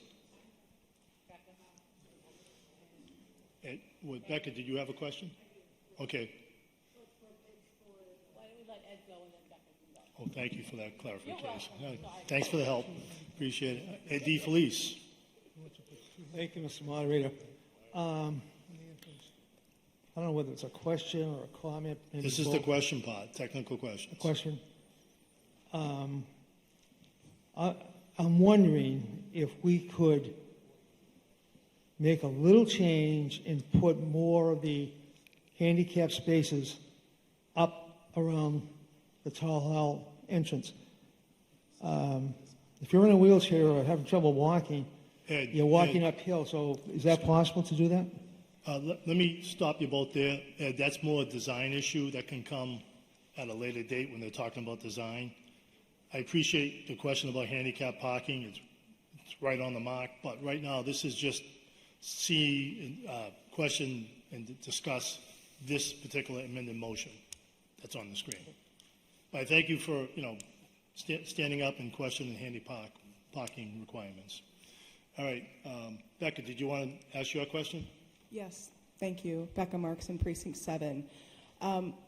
Through you to the Assistant Town Manager, one of the things that was mentioned was that this would be for Town Hall business. My question is there a plan to allow for after hours for regular parking? And so I don't want to plan anything, but signs or something that says, Town Hall business during business hours. But that would open it up. I know people complain that there's no parking downtown, even though there is, but this would open it up and it'd be used by residents and people coming in for businesses. Is that a plan? That's exactly the plan. Yep. So there's no sense in having parking spaces just sitting there during the weekend or at nights when there's no night meetings. We'd like to be business friendly and have the budding businesses or businesses in the area utilize the parking spaces. Thank you. Okay. Here's the issue we have right now. It's just discussing with Town Council. We should probably vote the amended motion so we get that out of the way, okay? Everybody okay with that? Any objections? What do you mean by vote the? Well, all we're just going to do, accept that the amended motion is the main motion now. that we're going to discuss. That's what I was going to ask. It becomes the main motion as amended if we get there and vote this in. Okay, Then you're everybody, gonna go to questions. any objection? I don't hear none. So, Then you'll go to questions, right? yes, then we go back to the questions. If you just stand where you are, you have your clickers around your neck, just simple majority. This is simple majority. Are we, Could you do a voice vote? no, we're going to vote this in. That way it's a record. Are we ready, Reg? Okay, please, it's on the screen. Please vote now, 1, 2, or 3. A yes vote accepts this as the amended motion. No. It's just a matter of whether you want to discuss this as the main.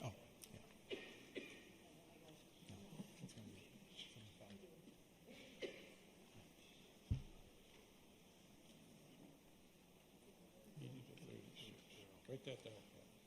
Okay, the amended motion passes. 80 yes? Yep, 80 yes, 36 no, 0 abstentions. Okay, now this becomes the main motion as amended. So now let's go back to the technical questions, okay?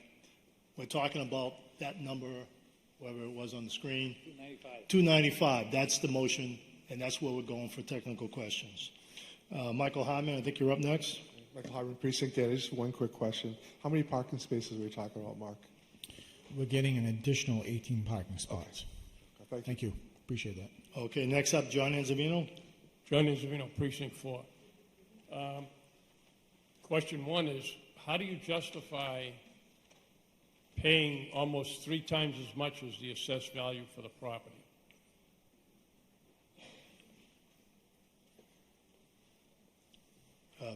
Who can answer that? Yeah. I'll take a stab at it. So, again, it's a good question, John. Like I said, there's no equation that establishes what that number is, because that piece of land is more valuable to us than anybody else. And that's really up for this body, and the Finance Committee had discussions on what they felt that number was. So to me, I'm not going to speak about what the right number is, because I don't know. I don't have the answer to that question. That's a question for all you. I stated all the benefits, and then you have to take the benefits and the cost and make your decision. Okay, is there another question, John? Yeah, I mean, are we actually allowed to pay that much more than what an appraisal is? Why did we get the appraisal if we're not going to use it? I can't answer that. Let's That see would if be a we get an legal answer. question.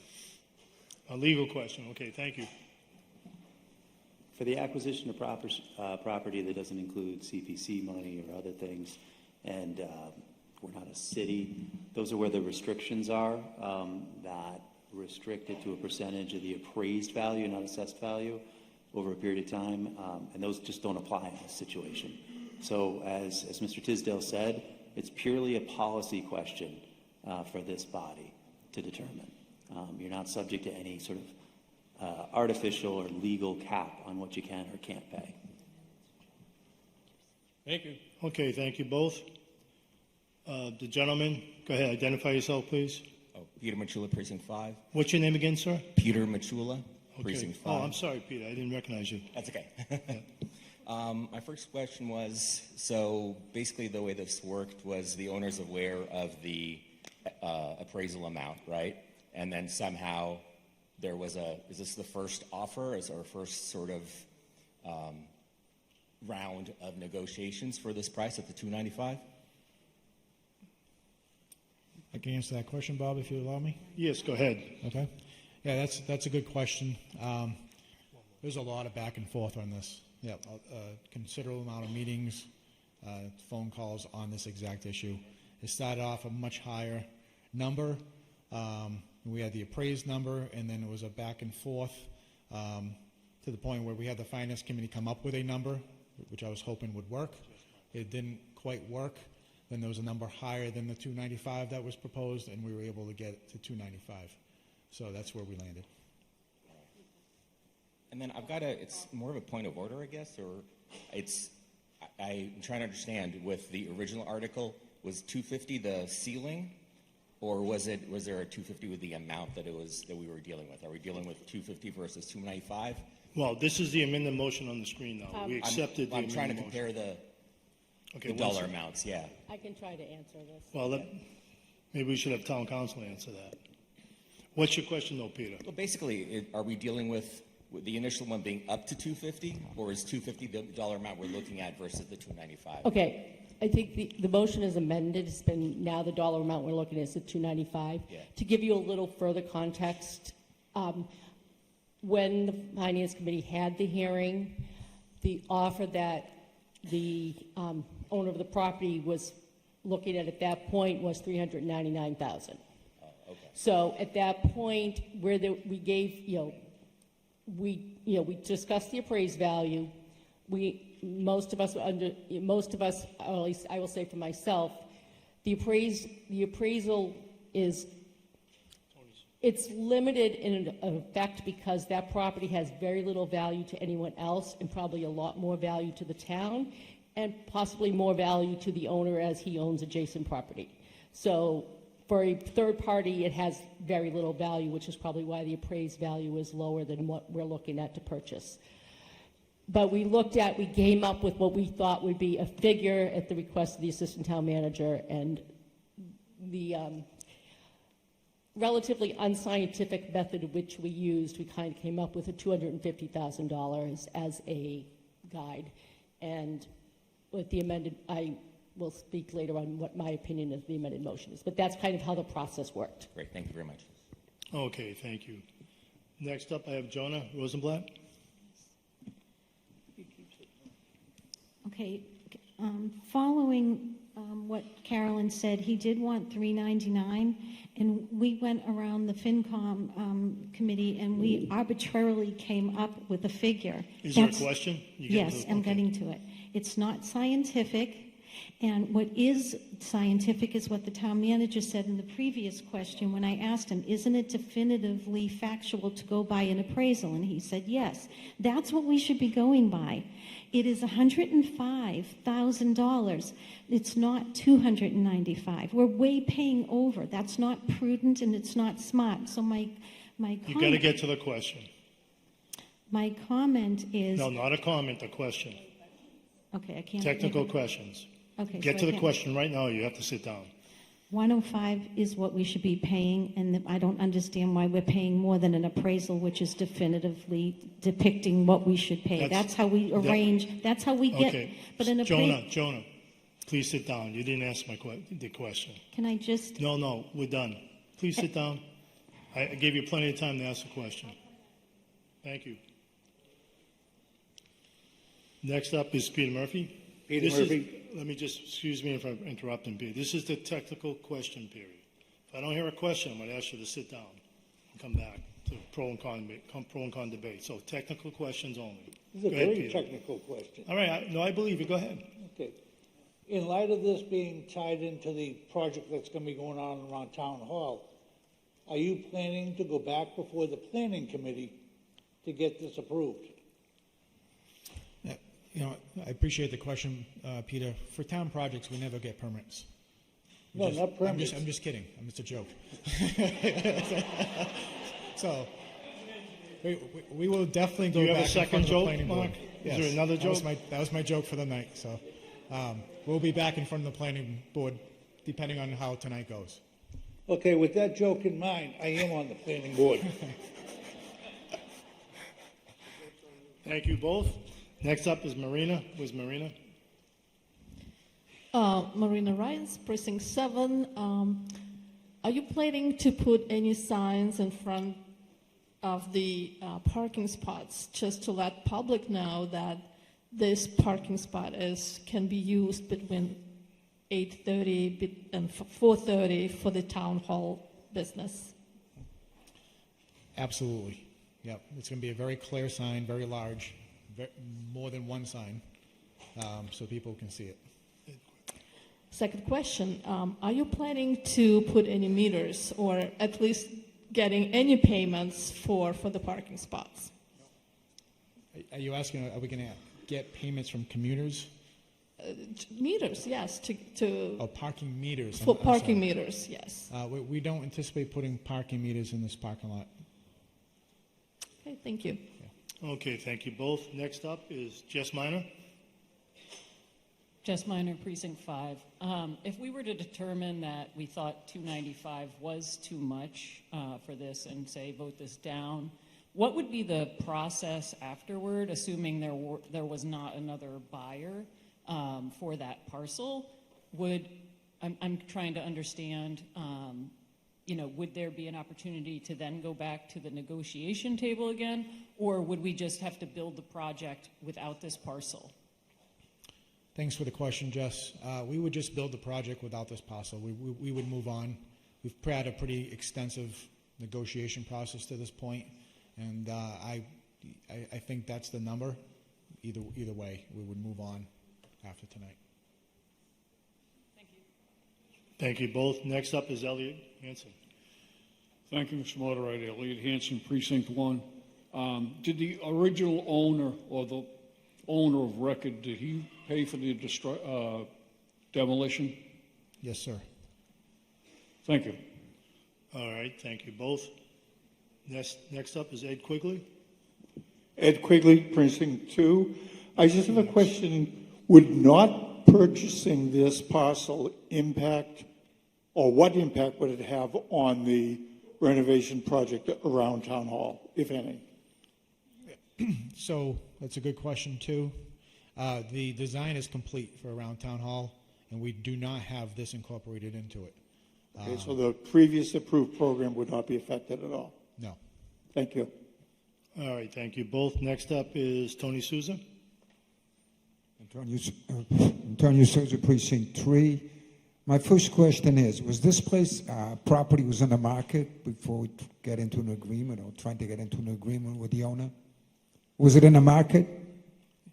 Your question, is it on the market? Was in the market. I believe it's on the market right now, very Still. recently. It's on the market. I think it just got posted recently. It might have been on at one point, but then it came off and it got posted, I think, recently. I heard somebody tell me, I haven't seen it myself, but I've heard that it's for $1.4 million, but that's for two parcels. It's the one we're talking about and the property next door, where the House of Brews used to be. I heard you mention earlier that this is strictly for town business, which I understand. And you mentioned sometimes there were 3 meetings going at the same time. We never had an issue to this point on whether you have 2, 3, or 4 meetings. People might have to walk a little bit of a distance. I certainly have a hard time paying. Tony, do you have a question? That was the question. I don't think that, well, I'll leave it for Procon. Okay, thank you very much. Mr. Gito, do you have a point of information? The appraisal, You can't hear you. it's on? Yes, On top. there you go. The appraisal indicates that it was not on the market. Those are the words in the appraisal. Okay, thank you for that point of information. All right, next up is Janice Schneider. Thank you, Mr. Moderator. Janice Schneider, Precinct 6. Given the location of these parking spaces, is there any plan to install the gadget for to charge electric vehicles? It will be set up and planned that way, where there's conduits in the area.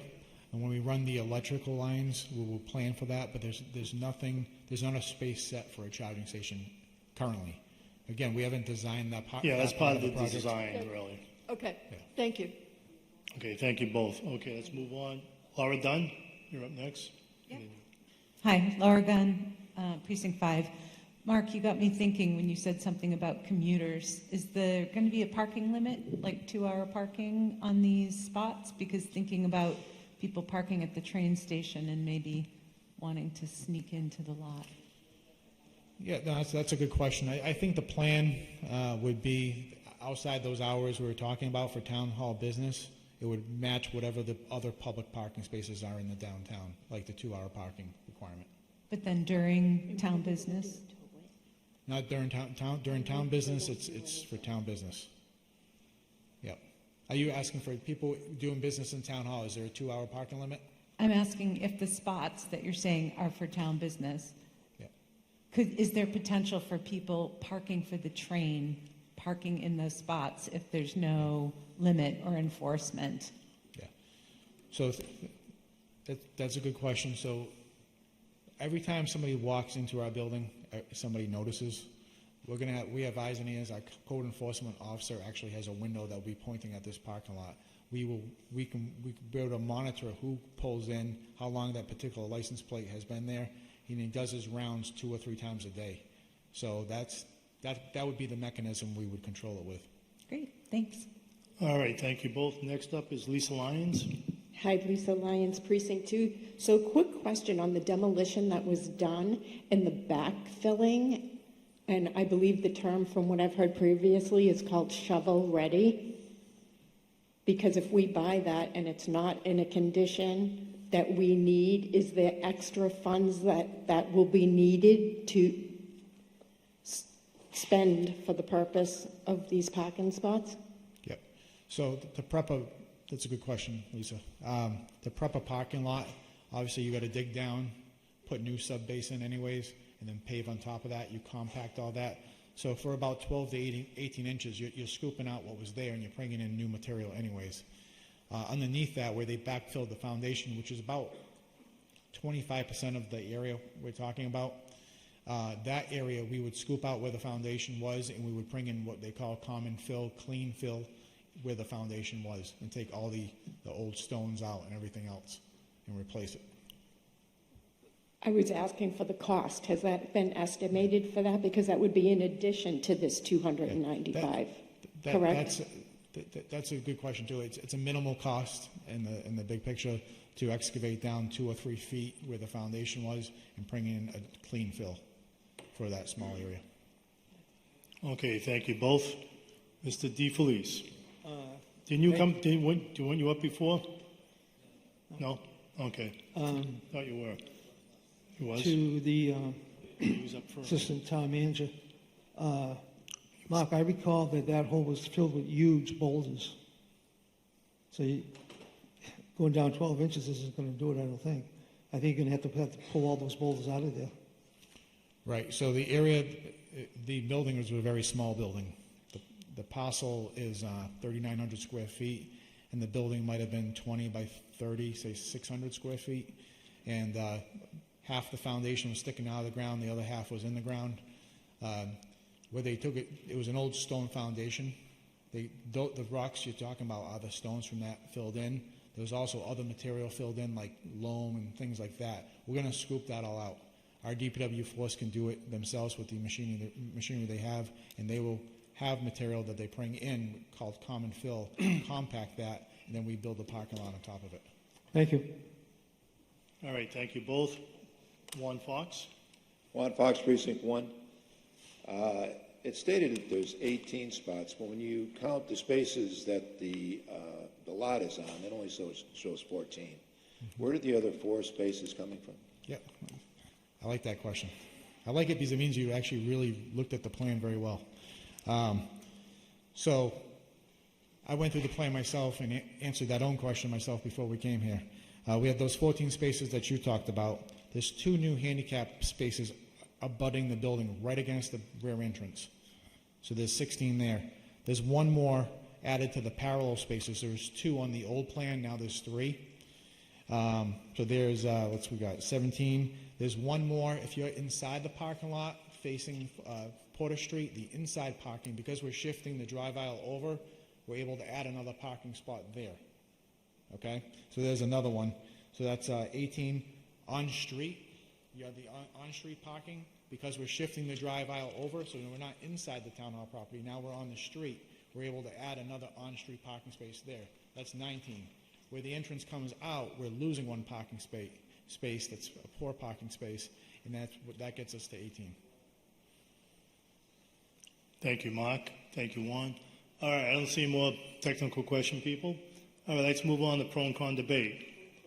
Now we're in pro and con debate. Anybody for pro and con debate? Mr. Souza, I see you rising. Antonio Souza, Precinct 3.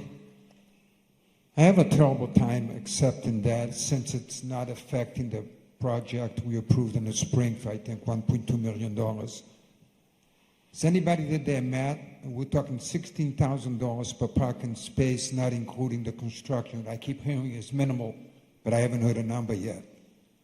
That's my comment. Thank you. Thank you very much. Next up is Juan Fox. This is commentary. Right? This is comment. This is comment, yes, pro and con debate. Okay.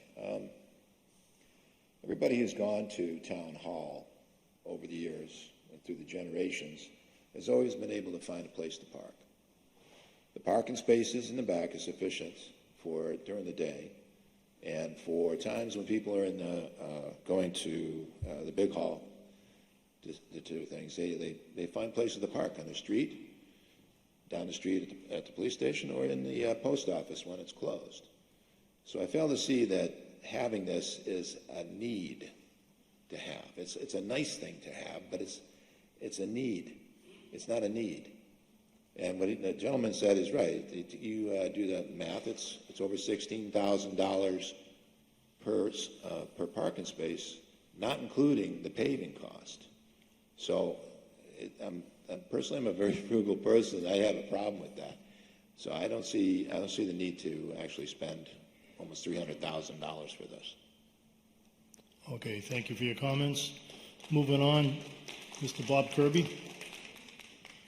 It's Robert Kirby from Precinct 6. It seems like the 20% contingency was mentioned in terms of the original project's overruns.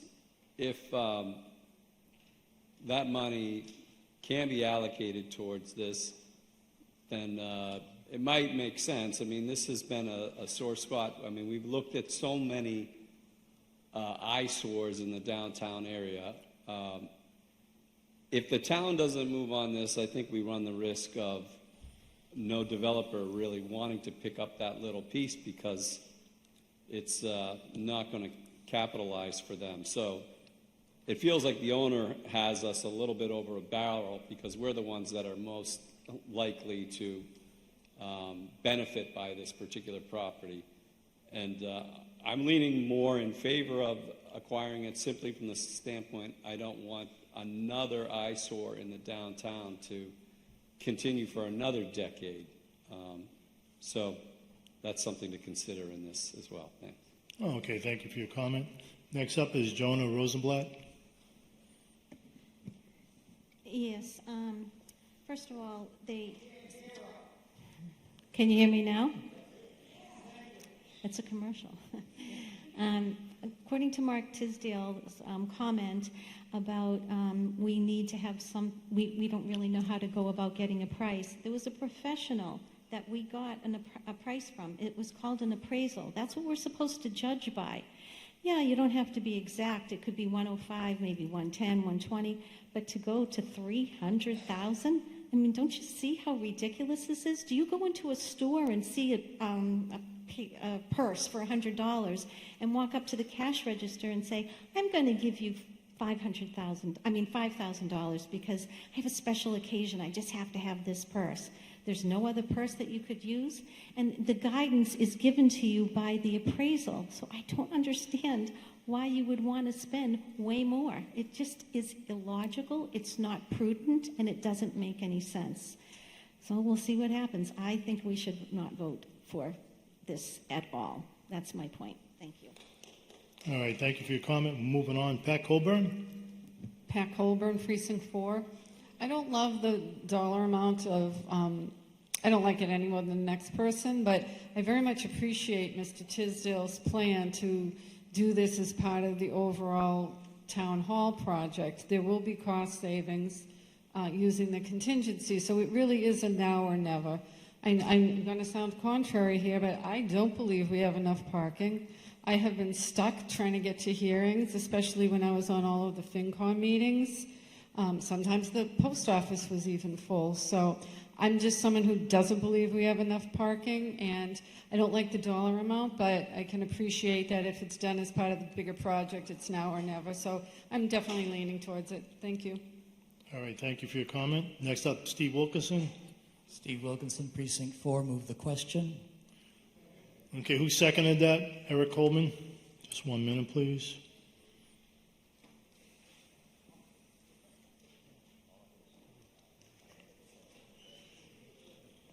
Okay, that, as we know, cuts off debate, and we have to vote on that. It requires 2/3 vote to cut off debate. Are we ready to put it on the screen? Please vote now. 1, 2, or 3. 1 cuts off debate. 1 yes, 2 no. Okay, stand by. Stand by. Yeah, I understand it's not working. Thank you. Just stand by for a moment. Again, this is the cutoff debate, 2/3 majority needed.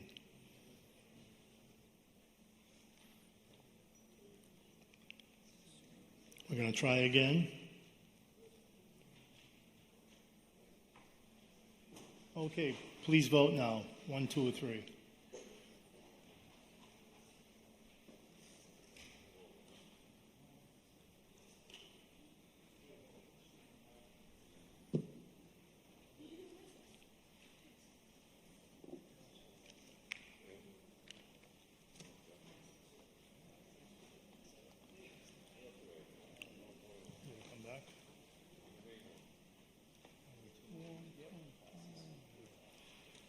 Okay, motion to cut off debate does pass. 94 yes, 25 no, 0 abstentions. I declare that a vote.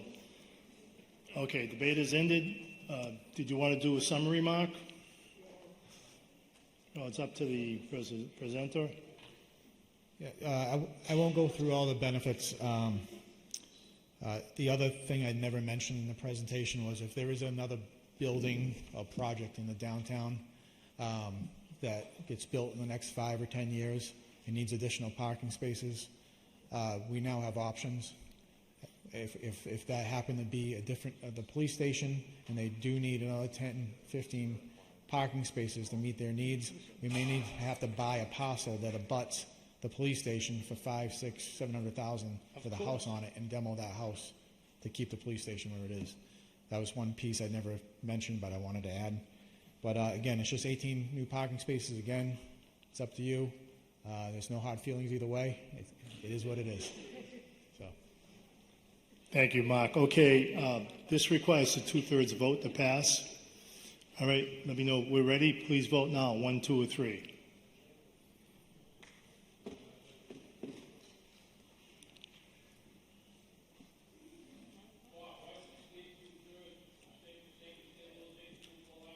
I'm going to ask town council to, well, people are voting right now. I mentioned it takes 2/3 to vote to pass.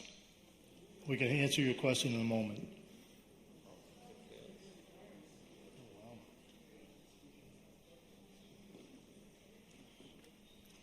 Motion fails. 62 yes, 52 no, 2 abstentions. Excuse me, isn't this from the Building Stabilization Fund, so therefore Well, let me ask clarification from town council. Everybody, give me a moment. Go ahead, town council. The funds come from building stabilization, but it's an entirely different article because it's the acquisition of real property. When you're acquiring real property, there's a different quantum of vote. The motion also includes the authority for eminent domain, which is also 2/3. So that's why it's different than 15.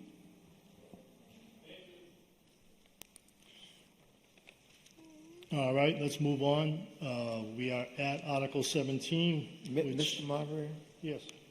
Mr. Gito. Perhaps we could come back to this article. I guess we can't do that right away, but perhaps we could do it in a while, at the end of the meeting. If you make a motion to reconsider. Yes, and then perhaps go back to the number that was the original Finance Committee. But we can't do it now. We have to do it at the end of the meeting. If you make a motion to reconsider. That's correct. Yes. Thank you. Before someone makes a motion to dissolve the meeting. That's correct. You're going to jump in right after Article 20. Just look to your right. I will look to my right, you look to your left, and you say Thank the you. motion. Thank you. Okay, can we have order in the auditorium, please? All right, Article 17 on page 17. Accept donation of 5 parcels of land off Mill Street. If I can have Deborah Roberts make the motion, please. I I move that the town take, accept as a gift, or otherwise acquire the parcels of land off Mill Street identified in the assessor's records as parcels 017-64, 017-65, 017-66, 017-67, and 017-68, owned by Mill 75 Associates, LLC, and further to authorize the Select Board to enter into any and all agreements necessary to effectuate said acquisition. Seconded by Dave Laurie. Could I have the Finance Committee report, please? The Finance Committee voted to recommend approval of this article to town meeting by a vote of 13-1. Thank you. Municipal Operations. The Municipal Operations Committee voted 9-0 to recommend approval of this article to town meeting as written in the warrant. Thank you very much, Cynthia. All right, the presentation is for Mark Tisdale, our town engineer.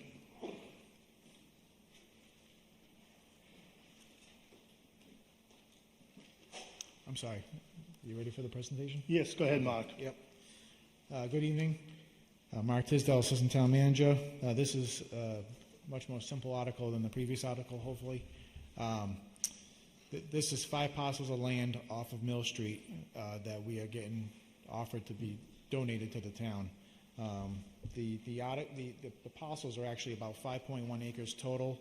They actually are on where the double S turn is on Mill Street, pretty much right in that area, right where the stream is. The parcels contain mostly wetlands, flood zones, and things of that nature. There is a historic sign on the property. It mentions that there used to be an old historic mill there, and there's some other details there, but I guess there was a pretty prominent mill there till the early 1800s.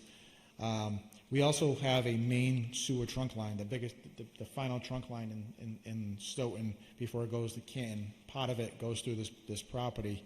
We have a sewer easement, obviously. We can access that line through the sewer easement, but it makes it much more accessible to be able to utilize the entire property. So there's a benefit of having access to our sewer easement in case there's an issue. Potentially, we can also fix the S-turn there on Mill Street without having to go and actually pay somebody and appraise the value of taking their land from them. If we chose that, which is the process, we actually get it for free. We could actually adjust the S-turn in Mill Street if we choose to. I'm not saying we're doing it right now, but it gives us an option of doing that. And that's it. I'll keep it simple. The properties being donated to the town, 5 individual properties off of Mill Street with the sewer easement, and we've got the potential for a traffic improvement because we'll own the land abutting the S-turns. Thank you, Mark, very much for the presentation. All right, technical question period. Elliot Hanson, you're up first. Thank you, Mr. Moderator. Just a quick question. Has the soil been tested for, thank you. Yeah. Never want anything free without looking. Yeah. Thank you. Before we acquire any pieces of property, we always do a phase 1 environmental assessment, and that's been completed. As of recently, I got the final draft today in my email, and there's no issues. Okay, thank you both. Next up is Joe Scardino. You're okay? Asked and answered. Lisa Lyons? Hi, Lisa Lyons, Precinct 2. Real quick, how much money would we be losing in property taxes? Is that why they want to donate it to the town so they don't have to pay property taxes anymore? I don't know the reason. I know they're undevelopable pieces of land, so I think that's the big part of it. But to answer your question, how much is in taxes, it's about $3,900 combined for the 5 parcels per year. Okay, thank you. Okay, thank you. John, you're up next. John Taggart, Precinct 1. Do I understand there's no housing on that pot of land? There's none? No structures, no housing. Great, thank you. Okay, anybody else? Technical questions? Tony Souza? Antonio Souza, Precinct 3. Why do we want to give away $3,900 on property taxes, which this is not really going to benefit us? We have access to the sewer line through an easement. I don't see any other benefit of acquiring this property. The property owners just don't want to pay the real estate taxes, so they'd rather give it to the town. Why don't we see if we can have that answered? I'm not sure if you can answer that question. Yeah, good question. Again, the benefit is accessibility to our main trunk sewer line that goes to Ken, and the other benefit is actually owning the land that abuts the problem S-curve on Mill Street that we do hear complaints quite often from people on. We would now own the property and would have the ability to adjust that curve much easier and in a much easier legal way too. I'm sorry, I didn't hear, what complaints we getting from the abutters? Since I've started here, the S-turn on Mill Street, Yes. It's a dangerous S-turn, and people complain about it all the time. Also, walking on that S-turn, people do not even want to walk over there because cars go around the S-turn faster than they should be. So we've been hearing those complaints since I've been here. Listen, they don't come in every week, but I've heard them dozens of times. Thank you for your answer. I'm totally opposed. Okay, that's not necessary at this point. That's pro and con. Okay, anybody else? I don't see anybody else. Let's go in pro and con debate. Anybody? If not, we'll be ready to vote. Noah, did you have a pro and con debate?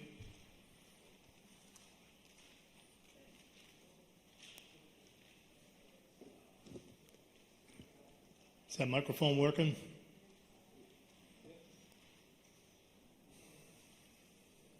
I don't think it's working. That microphone working, Kevin?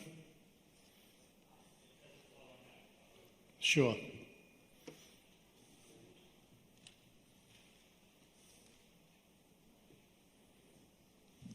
Okay, how's it? Yeah, much better. Noah Betaron, Precinct 6. I want to urge the body to vote yes on this one. I sat on the Municipal Operations Committee. My understanding is that, yes, we will be giving up a small amount of tax revenues in order to accept this land for free. However, it will allow our town engineer to redesign the road. It'll allow us to improve our the drivability of that road. Any change in wetlands will have to be compensated elsewhere. There's really no downside to us accepting this land unless we are that greedy for our $3,900 a year. Thank you.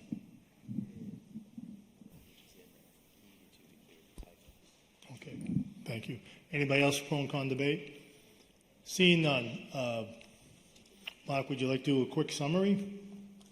No, I'm all set. Thank you. Thank you very much. We appreciate that. I was just informed by town council this requires a 2/3 vote to accept this because it's technically a taking, but it's taking of land, accepting the land. So it's 2/3 vote required for this. So are you ready to vote? Please vote now, 1, 2, or 3.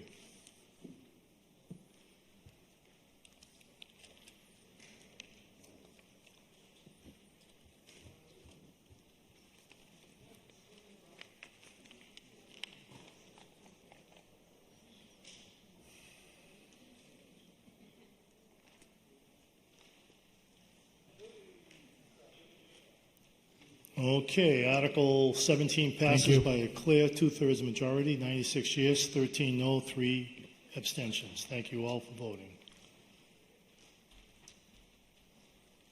All right, let's move on to the bottom of page 17, Article 18. It's called Historic Foundation Stone Walls Preservation at Bird Street Conservation Area. All right, for the motion, we have FinCom Chair Carolyn Campbell. Thank you, Mr. Moderator. I move that the town vote pursuant to Mass General Laws, Chapter 44B, the Community Preservation Act, to appropriate from the Community Preservation Fund Historic Preservation Reserve the sum of $115,001 to fund the preservation of the Bird Farm Barn Foundation and associated stone walls within the Bird Street Conservation Area, Assessors Map 051, Parcel 048, and the creation of public assets, including construction of a handicapped accessible walkway to include clearing of brush and debris, purchase of handheld rechargeable tools and related equipment, landscaping, and any related expenses. Thank you. Is there a second? Seconded by George Stalinsky. Thank you, George. Okay, Carmel, could you read the CPC report for us, please?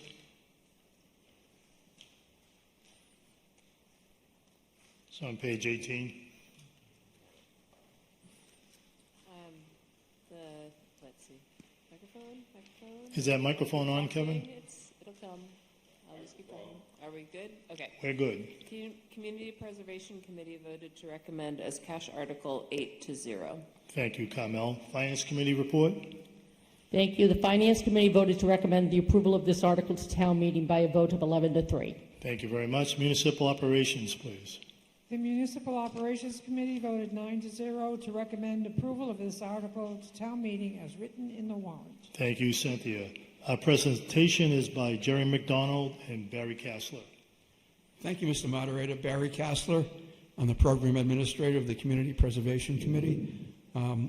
We worked with Jerry McDonald, and he made some tweaks in the project, including making the project handicapped accessible, which we really appreciated. And I'm going to turn the microphone over to him, and he can explain the project to you.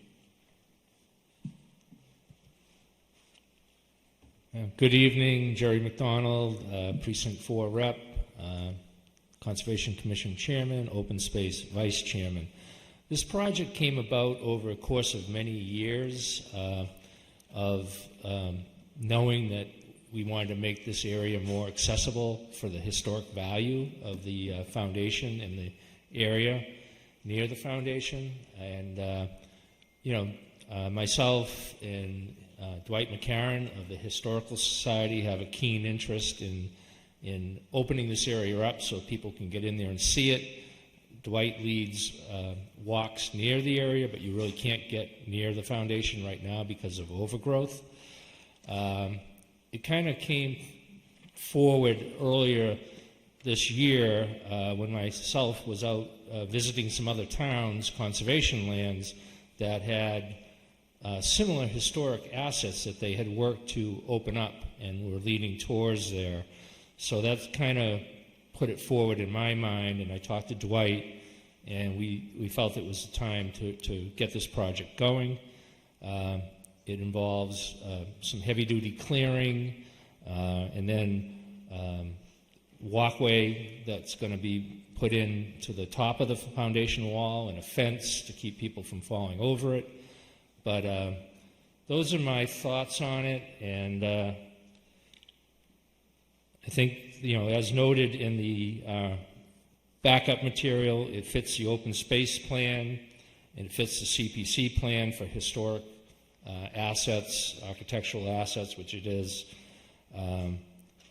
We have a fairly low budget here, and again, it was lower, but the CPC folks wanted to there is an ADA, I think, or a handicapped accessible path from the parking area that's still under construction to the Veterans Monument near the foundation. So we're just going to extend that path beyond it to the top of the monument, and there'll be a fence there to keep people off. So I'll answer any questions. Thank you, Jerry. Okay, this is the time for technical questions. Any technical questions?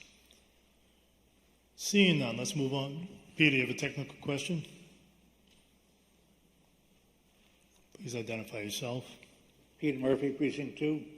I noticed that you put a comment in the, or not a comment, but a restriction, saying handheld rechargeable tools and related equipment. What happens if you need something stronger than that? That's not a restriction. The bulk of the work will be probably done with some machinery, potentially mostly subcontracted through the purchasing department.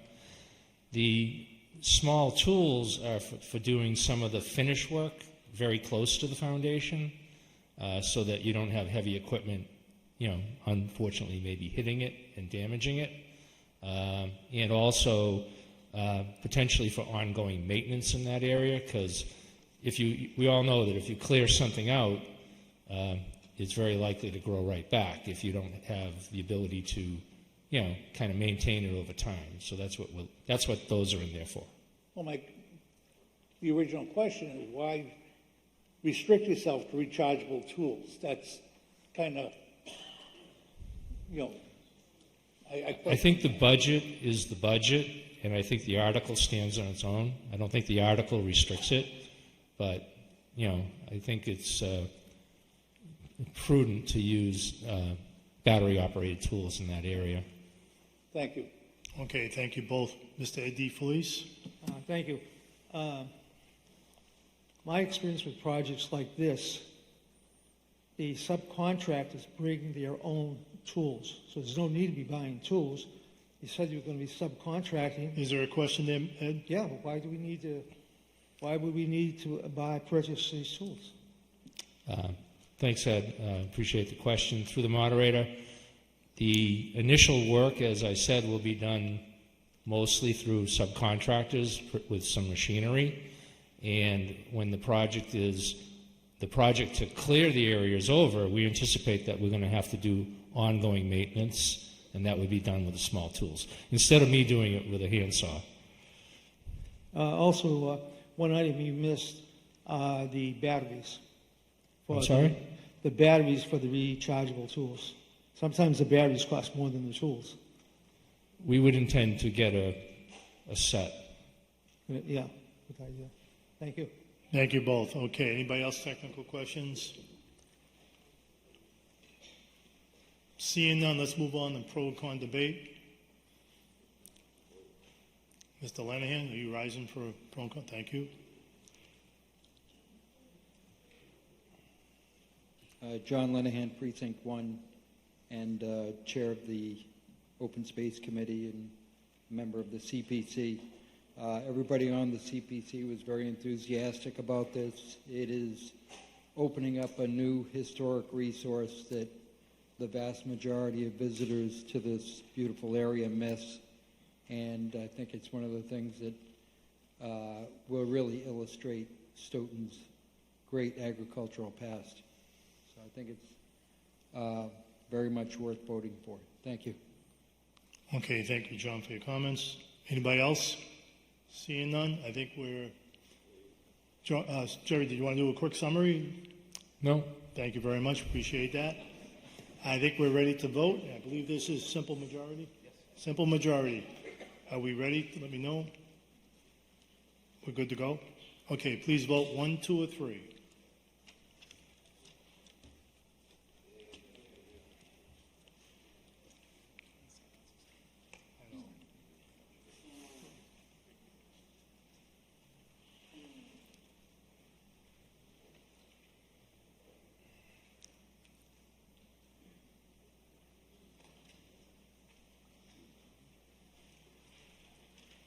Okay, Article 18 passes, 102 yes, 9 no, 0 abstentions. Thank you very much. Okay, thank you all for voting. Next up is Article 19, in the bottom, right in the middle of page 18. That's rescind, authorize, and unissued borrowing. FinCom Chair Carolyn Campbell, can I have a motion, please? I move that the town vote to rescind the unissued borrowing authorization approved under Article 45C of the May 18, 2015 Cape and Reynolds grounds under the authority of the Community Preservation Committee. Seconded by Elliot Hansen. Can I have the Finance Committee report, please? The Finance Committee voted to recommend approval of this article to town meeting by a vote of 14-0. Thank you very much, Carolyn. Okay, Barry Kassler is our presenter. Thank you, Mr. Moderator. Barry Kassler again, Program Administrator of the Community Preservation Committee. This was recommended unanimously for rescission by the Community Preservation Committee. It's for the Cape and Reynolds project, which is wrapping up. It's about 99% complete. It includes one of the nicest dog parks in our area, and it also includes a community garden, which got off to a late start this year, but next year I'm told there will be approximately 30 spaces available. The project no longer needs this money, which was originally authorized for borrowing, so we are here to ask you to rescind it. Thank you, Barry, for the presentation. Okay, this is the technical question period. Any need for technical questions? I don't see anybody. Let's move on. Any need for pro and con debate? Seeing none. Simple majority? Simple majority. Are we ready to vote? Please vote 1, 2, or 3.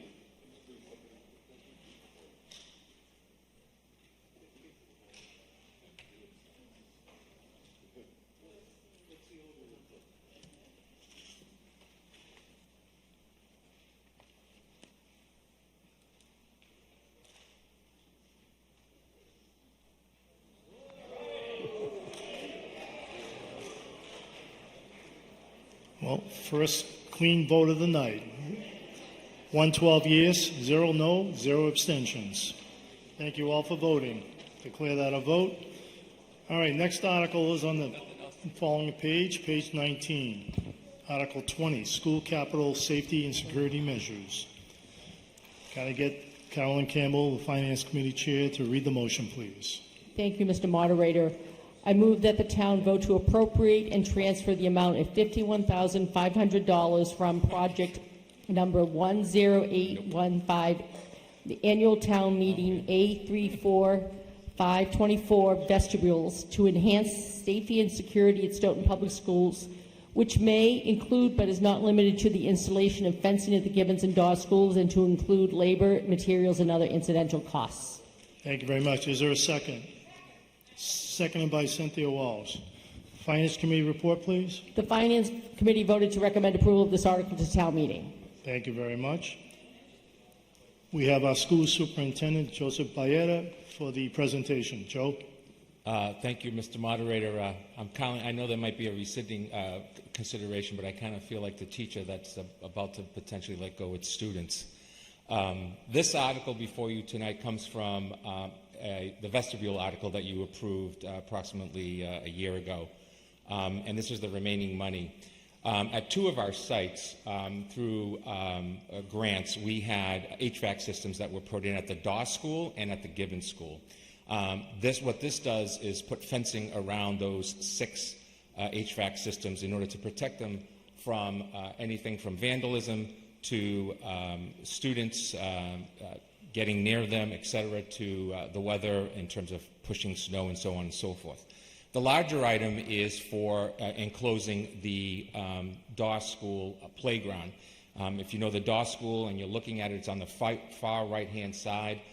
This is really due to just a number of situations, including wildlife and students that are what we would call potential runners, who it's just we need the enclosement in order during recess. So that is how we are asking for the expenditure of the funds. I will tell you that the process for getting quotes on this has not been easy. We know that we will not go over this amount, but we think that we know we're going to be continuing to push to see who the vendor will actually be for this. We will not go over the 51.5 if approved tonight, and we're hoping that we can actually massage this to be a little bit less. As we were getting the articles prepared for a town meeting, we only had one company come forward, including the company that's worked for us in the past not coming forward. And that has a lot to do with just, I think, the time of the year and available work. Thank you. Thank you, School Superintendent. Okay, time for technical questions. Anybody? Any need for that? Seeing none, let's move on to pro and con debate. Any need for that? Seeing none, I think we're ready to vote. Simple majority. We ready? Please vote now. 1, 2, or 3. Please don't leave. If you could just stay a few more minutes. I believe there might be, little birdie told me there might be a motion for reconsideration on an article. So let's take the vote on this. Here we go.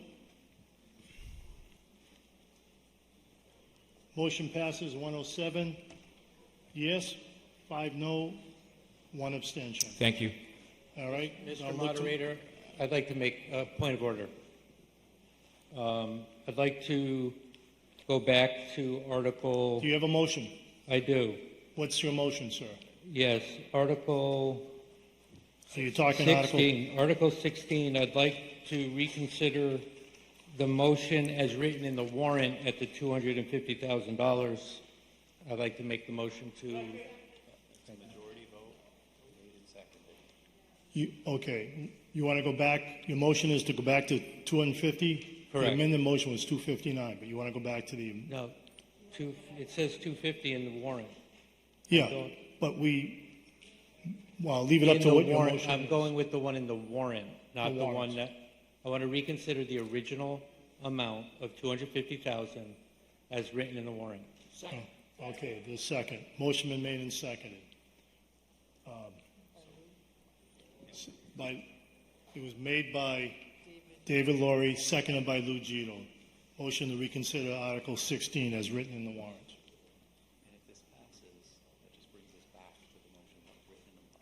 Okay, simple majority? Okay, motion to reconsider. Simple majority. If it passes, the town council just reminded me, it just brings us back to the article as written in the warrant. Okay? I don't think there's any need for debate. We already debated this. Lou, did you want to discuss this? Please at least listen to this. We are going to grow over time. This community is expected to grow over time. We are a transportation community, and we'll have a lot more people in our town. The town hall doesn't have a lot of space now. In 20 years, it will have less. Just vote yes to reconsider, and then we can talk about it. Thank you. Okay. Okay, can we take a vote on this because time is running late, and then we can discuss it? Okay, we up there? Okay, please vote now. 1, 2, or 3. Yes is to put it back on the floor.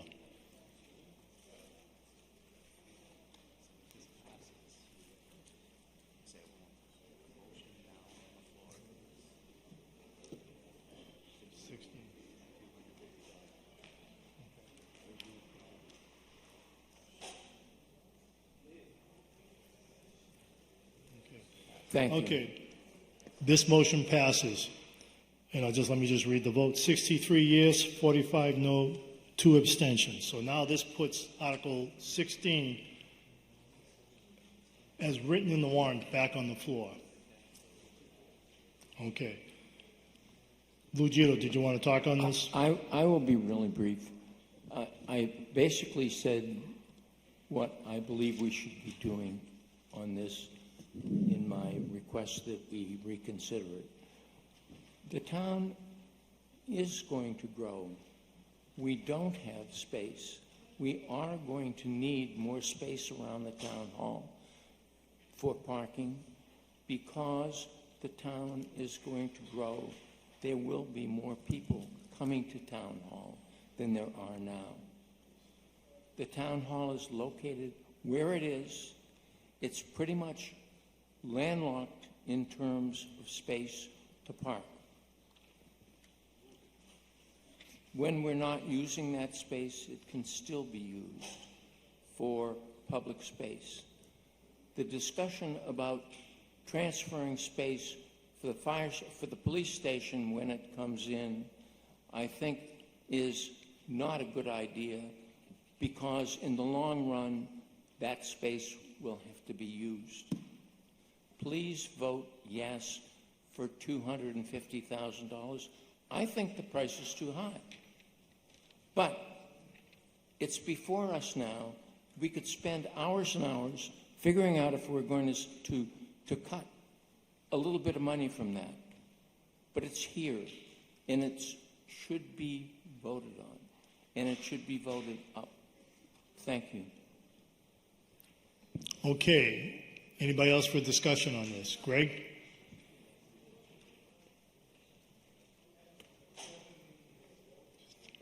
Is the microphone working?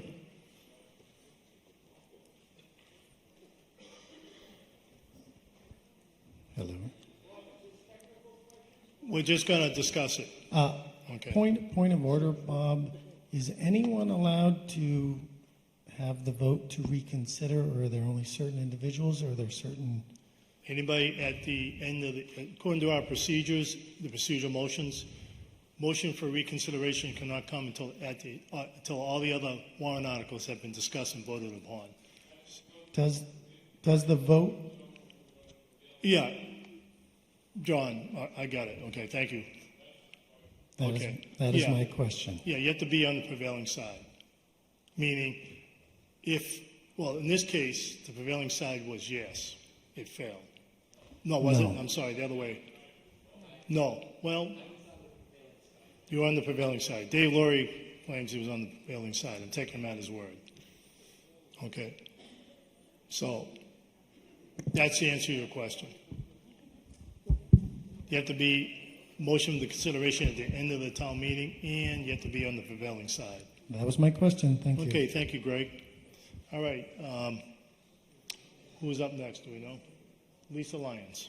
Lisa Lyons, Precinct 2. So I would just like people to keep in mind that we have millions upon millions of dollars coming to be before us to be spent of taxpayer dollars. To have an article that could come before town meeting reps that is clearly overcharging us is unconscionable, in my opinion. And for that reason alone, to respect the taxpayers, I would vote no. Okay, next up is Sandra Souza. Sandra Souza, Precinct 1. I was originally against this project when it came with the house on it and had to be raised. However, now that it's been done, I am in favor of this because we do need parking. I was several weeks ago at Town Hall during the day because I'm retired and I could not find a parking place anywhere. I had to go all the way down the end of the street to get a parking spot. Now, if it was raining or snowing, that would really be difficult. So I think we do need to look to the future because if we're having struggles now, what's going to happen in a few years? If we are having the theater raised and something goes in there, that's going to further put a burden on our parking. And the other thing I just want to say briefly is when we talk about appraisal values for real estate, those are suggested retail values. In real estate, the value of a piece of property is what somebody will pay for it. And so that is never the price tag like when you go to a store. And for us, in this particular moment in time, that piece is more valuable because it is representing not just a present value of parking spaces, but the future and what those parking spaces will mean for all of us in the long haul. So I think we need to think about that, not just today, but what it means for next year and 5 years and 10 years ahead. Thank you. Okay, thank you very much. Next up is Ian. Please identify yourself. Thank you, Mr. Moderator. Ian Turlin, Precinct 2. I think just one thing I wanted to put in context for everybody is I believe the property was purchased for about $150,000 a few years ago, and the cost of the demolition was around $30,000 or $40,000. So in terms of the assessed value at like 100-something, I think what the property owner has put in is around closer to $200,000. So I think at that $250 price, we're talking more at kind of a fair value for what that person has outlaid. So I just wanted to share that as a point of information for everybody to think about. Okay, thank you for your comments. Next up is Eric Coleman. Eric Coleman, Precinct 5. We should consider that there's going to be a community center where the train station is, and we'll need parking for that as well. Thank you. Next up is Jerry McDonald. Thank you, Mr. Moderator. I think we might be getting too hung up again on the assessment, as the previous speaker just mentioned. If you own a parcel behind my house that's assessed at $20,000, but I want more land so I can put in a pool or something, an ADU maybe, and I'm willing to spend $40,000 for that, I want it, I'll pay the $40,000. It doesn't matter to me that it's assessed at $20,000. So it's just what it's worth to the person. The previous speaker mentioned that houses go on the market all the time. They could be assessed at $200,000. The homeowner has it listed at $300,000, and the next thing you know, it sells for $350,000 cash. So the assessed value has no bearing on that because it's a free world. People can pay what they want. I think we're getting way too hung up on the assessment. Previous speaker just said that the property had been purchased at a certain price. There's been value added to it by removing the structure. And yeah, there's a little bit of profit there, but wouldn't you want that profit also? So I urge you to vote this positively. All right, thank you for your comments. Next up is Jonah Rosenblatt. Yes, thank you, Bob. It's only 18 spots, and I don't even think that's going to fit in there properly, first of all. You're making it like it's 100 spots, and it's going to be so beneficial, which I don't see it that way. The whole purpose of the appraisal, not the assessment, is to give us an idea of what to spend. So if we spent a little over, I'd understand. But we're talking $250 for something that cost $105. Shouldn't we be the people that are prudent in spending our tax dollars and our constituents' tax dollars?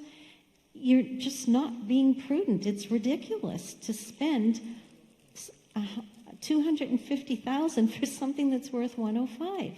It doesn't make sense, and it's showing that you don't really care about the people's money because you're willing to spend overspend for something that you shouldn't be, and I'll leave it at that. Okay, thank you for your comments. Next up is the gentleman in the back. Can you identify yourself, please?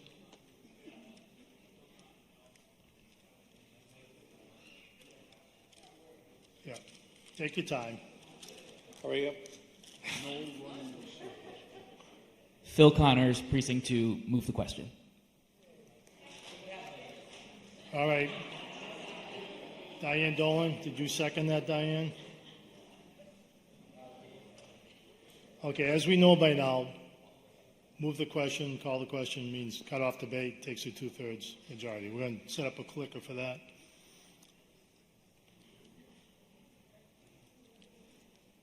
And this is on the motion that's in the book. I'm sorry, this is, yep, cut off debate. Thank you, Carolyn, for clearing that. It's been a long night. All right. Let me know when it's set up. Needs a 2/3 vote.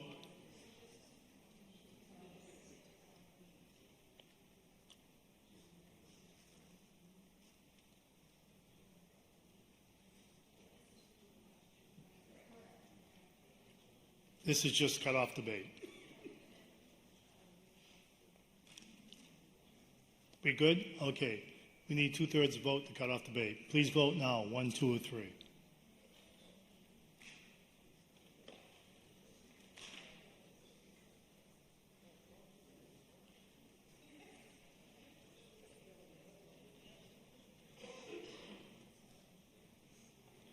You want to do the math?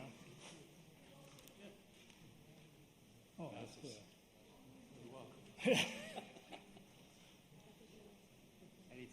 Okay, hey, sure. According to our math petition this evening, this motion passes the cutoff debate. 91 yes, 15 no, 1 abstention. Okay, that brings us back to the motion. We ready to vote? Okay. And yeah, it's still 2/3. 2/3 required. So please vote now, 1, 2, or 3.